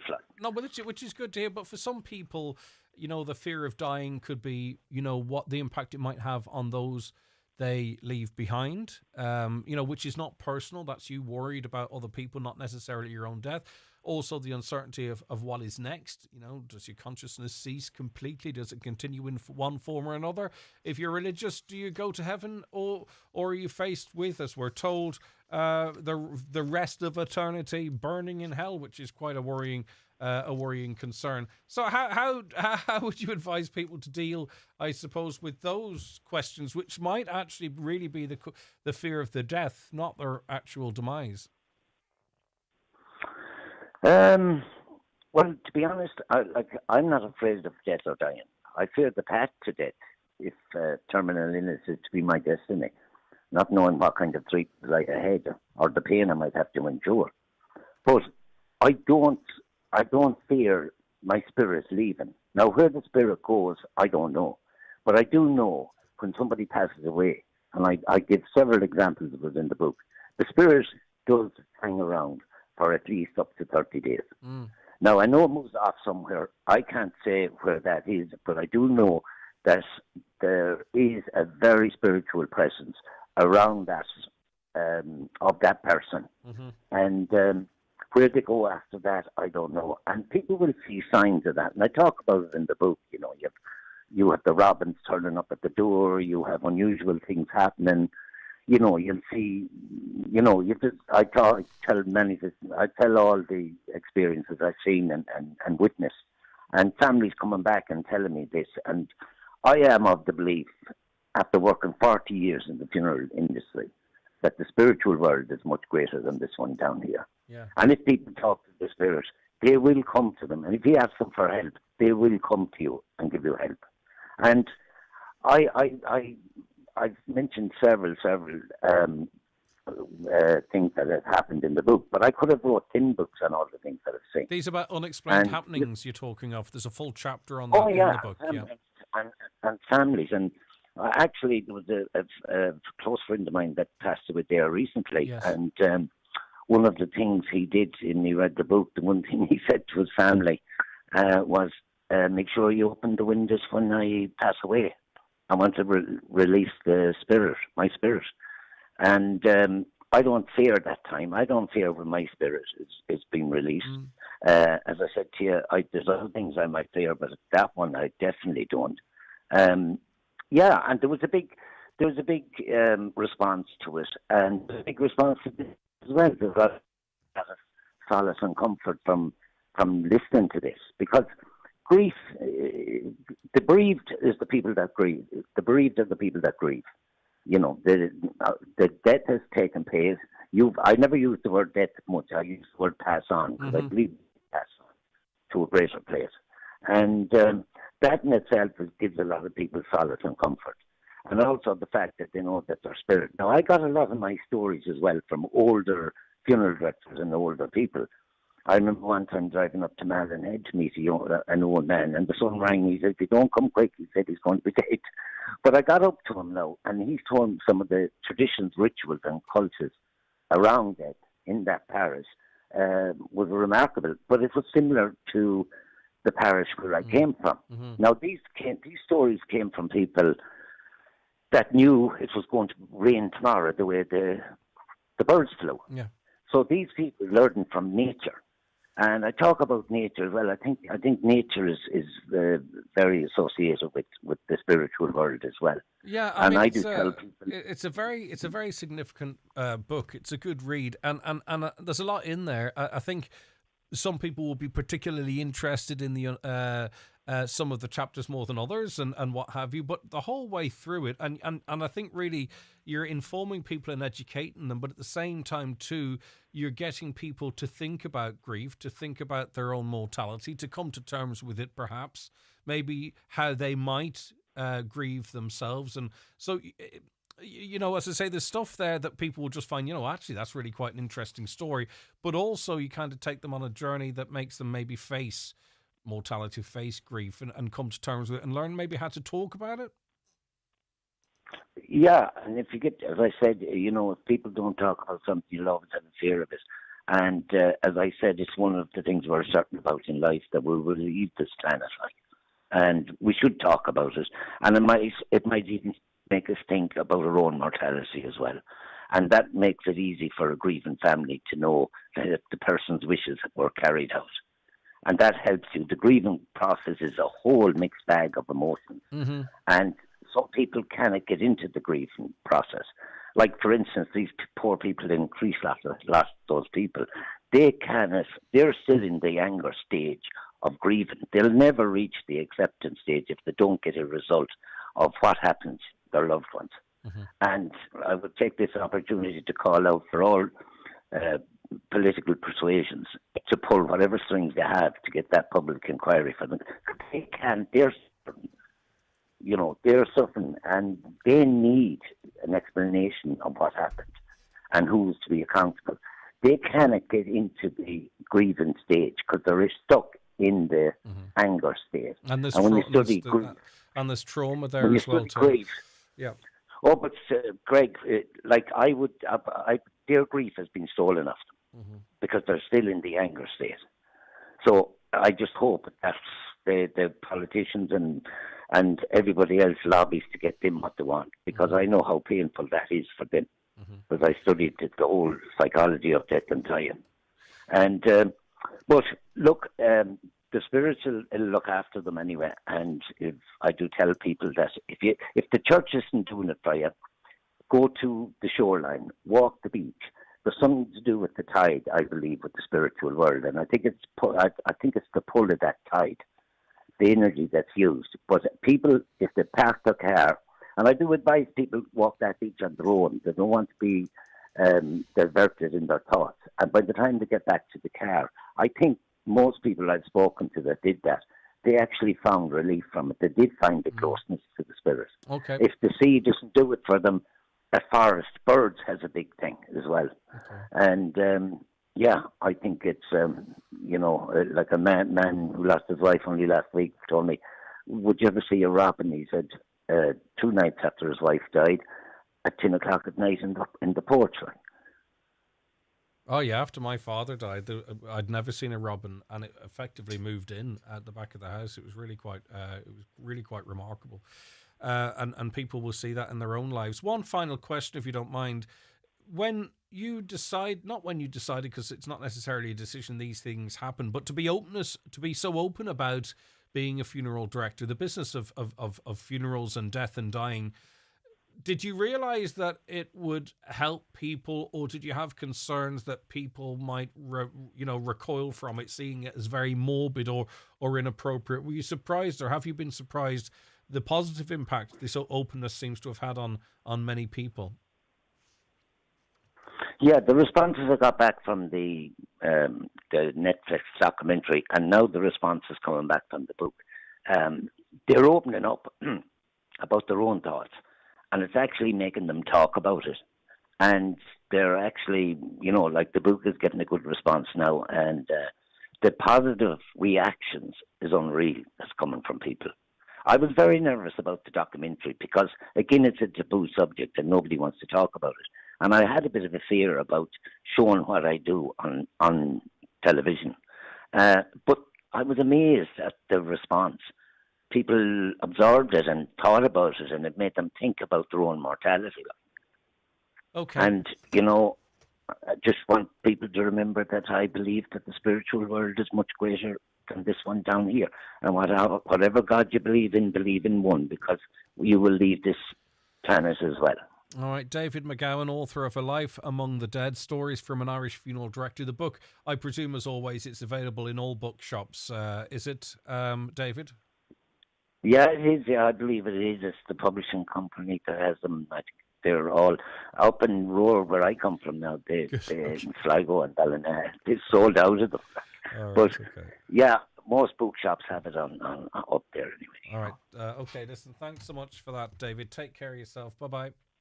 No bother, Greg. Okay, there you go. A caller says it's an interesting field of work. Does he believe in spirits as a result of his job? Well, he made, since that text came in, a number of references that would make me very confident that, of course, he does. Right, okay, let's take a break. We'll be back with the weather. The 9 till noon show is brought to you by Letterkenny Credit Union, with monster loans available up to €60,000 for all occasions. Visit letterkennycu.ie. PDO thread lifts and skin boosters, which rejuvenate the skin by improving facial contours, lifting and tightening the jowls, neck, cheeks and eyebrows, are available at Genesis Aesthetics and Skincare Clinic, Gweedore. To choose the right aesthetic treatment for you, contact Mary Ferry, your aesthetic practitioner. Also offering fat-dissolving treatments, dermal fillers and laser treatments for all skin conditions. Hair and makeup packages also available. Genesis Aesthetics and Skincare Clinic, Gweedore. 07495 325 75. If you're naturally curious and want to solve problems, or you want to have an impact on issues you really care about, if you want to make a difference through better public policy, or you've a grá for Gaeilge and want to keep it in the conversation, if you want to use your skills to benefit society, there's a public job for that. Whatever your interest, whatever your skills, explore hundreds of different careers at publicjobs.ie. Imagine a wedding venue that can be hired exclusively for you and your guests. Picture stunning views overlooking one of Donegal's most scenic beaches, an authentic country manor as your accommodation, incredible glass-fronted marquee views all day, and a team of experts who want to help you plan every step of the way. Sounds too good to be true? Not at Drumhalla House in Rathmullen. It really has to be seen to be believed. Visit drumhallahouse.ie or check out Drumhalla House on Instagram for more details. Thinking of changing your floors? Why not see what Florid Letterkenny has to offer? Florid have a large selection of solid, semi-solid and laminate click vinyl wood flooring, together with a fantastic choice of parquet, herringbone flooring, all at incredible value. Don't delay. Call Florid today on 087 161 7008. Highland Radio weather updates with McElhenny's. If you haven't started using the McElhenny's Layaway Club, it's not too late. Spread the cost of Christmas with designer gifts for the whole family. Available by phone or in store at McElhenny's Ballybuffet. Right, a mostly cloudy afternoon with showery rain. Some heavy falls in the south and east of the region. In the evening, the rain will ease. Highest temperatures 12 to 14 degrees and a mostly moderate north or northeast breeze, fresher on coasts. Okay, loads of your comments coming in. I'll get to them very shortly. But first, I want to go to the chair of Moving Meva Forward. That is former councillor Noel McBride. Noel, good morning to you. Good morning, Greg. Have we white smoke? We have white smoke, Greg, after 13 years. Well, please God, the smoke is... It doesn't turn grey on us again, but no, at this stage, I think we're moving forward with it, with the footpaths linking Carrygart and Downings. It went up on e-tenders there on Friday last, and tenders have to be submitted now by the 1st of November. Now, it'll be done in 2 phases. That'll be for the first phase, and that should take it from the entrance to the Golf Pavilion, roughly about halfway or about up to the junction with the road going up by what we call the old graveyard and the road going to Carrygart. And then phase 2 hopefully will follow on shortly after that. Arguably that first phase is the most dangerous, isn't it? It's a very popular cycling, walking route. It's a very narrow road. And the thing, because it's so popular, you have people walking and cycling in both directions, which significantly narrows the road. So arguably the most dangerous section, that is the part going to tender. But Noel, the big question is does that mean the funding is there? So when the tenders are in, All the funding's there. Excuse me. There's 500,000 sitting there at the moment. Has been sitting there now for a few years. Minister Heather Humphreys visited the area one day, and she was fairly impressed with our idea. And she said initially she would put 500,000 towards it, and that money is there for us. So we hopefully now, look, not saying it'll take 500,000 to do phase one or whatever. I haven't a clue what the tender prices will come in at, but we're hopeful anyway that it'll be started. Look, I suppose 1st November tenders come in, has to be assessed by Donegal County Council, then into December. I can see it starting maybe end of January, February 2025. It'll be very attractive, no doubt about that. But ultimately, actually, it's the safety side of it, and hopefully people actually use it, particularly cyclists, when it is up and running. In relation to the planning, eventually was put in correctly and was approved. But in terms of land acquisition, anything like that, any stumbling blocks, that's all resolved. So once the tender has been agreed, it's a case of when can you get the contractor on site and just batter on with it? Yeah, well, that appears to be the way. I spent a morning with personnel from Donegal County Council, maybe back at this stage, it could be a year ago, and we talked to the landowners in phase one, and they were all in agreement, and I assume I haven't any negative feedback. And I've also been talking to the landowners in phase two, and they're in agreement as well. Good. Okay. Very good. And we're hopefully now that it'll just all go according to plan, and we'll get the project underway.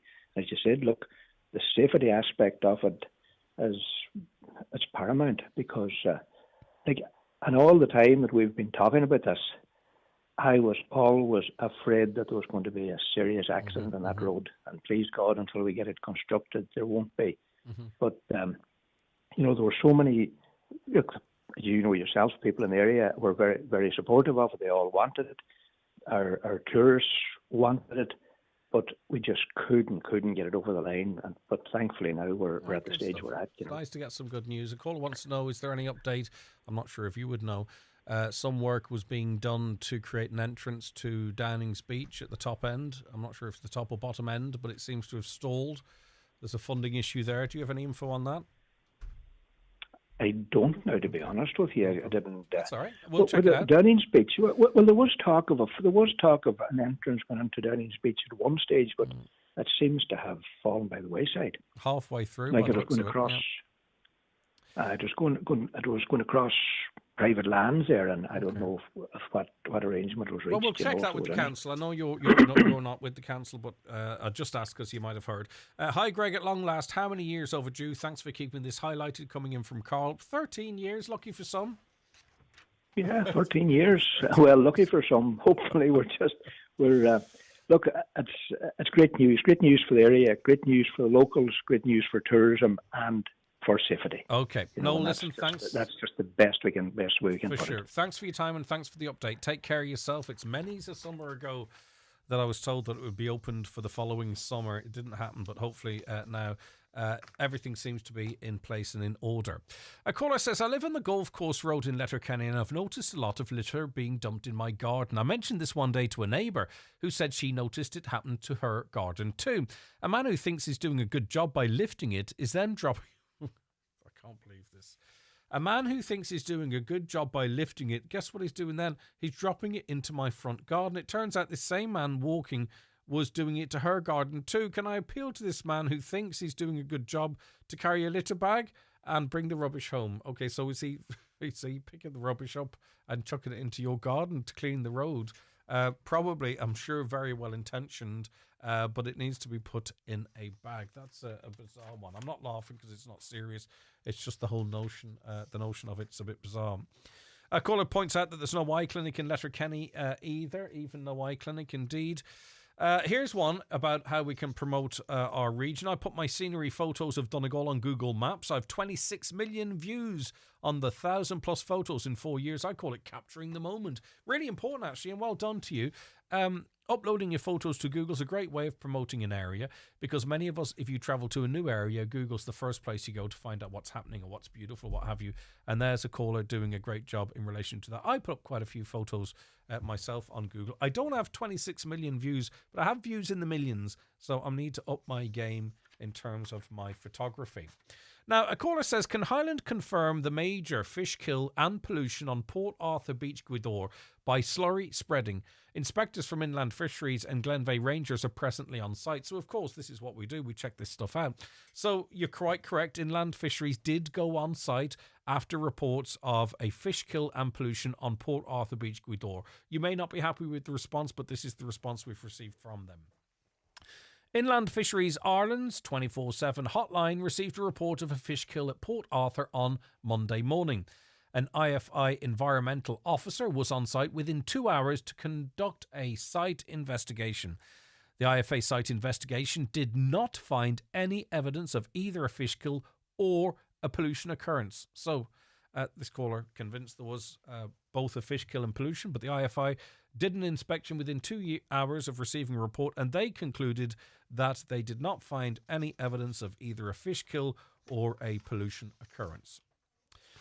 I've been asked to mention that there's a rosary in St. Peter's Church, Milford. It's at 6:30 this evening, and it's at St. Mary's Church, Ramelton at 8 p.m. It's for Paul Buchanan, who's missing. Please mention. And we praise all the efforts of those out searching for Paul, and we think on his family and his friends and everyone who just wants Paul home at this stage, and we just hope that that happens as soon as is possible. It's very, very difficult for so many people.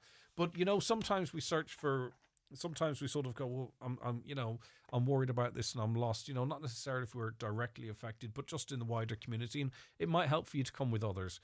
So it's a rosary in St. Peter's Church, Milford, this evening at 6:30 p.m. and St. Mary's Church, Ramelton at 8 p.m. And it's for Paul Buchanan, who you will know is missing. And I think it's entering day 5 of the search at this point. All right, that's where we have to leave it on the 9 till noon show today. Thank you so very much to all of you who took part in the programme. It's great to have you on board. We really do appreciate it here. Don't forget, if you're listening on the podcast or if you are listening to our overnight replay, you can get involved in the conversation as well. Feel free to email us, comments@highlandradio.com, and we can air your comments on our next live broadcast. But for me, Greg Hughes and the team, have a wonderful Tuesday. Stay safe and stay tuned, because John Bresson's coming up around the Northwest after we take a break for the news.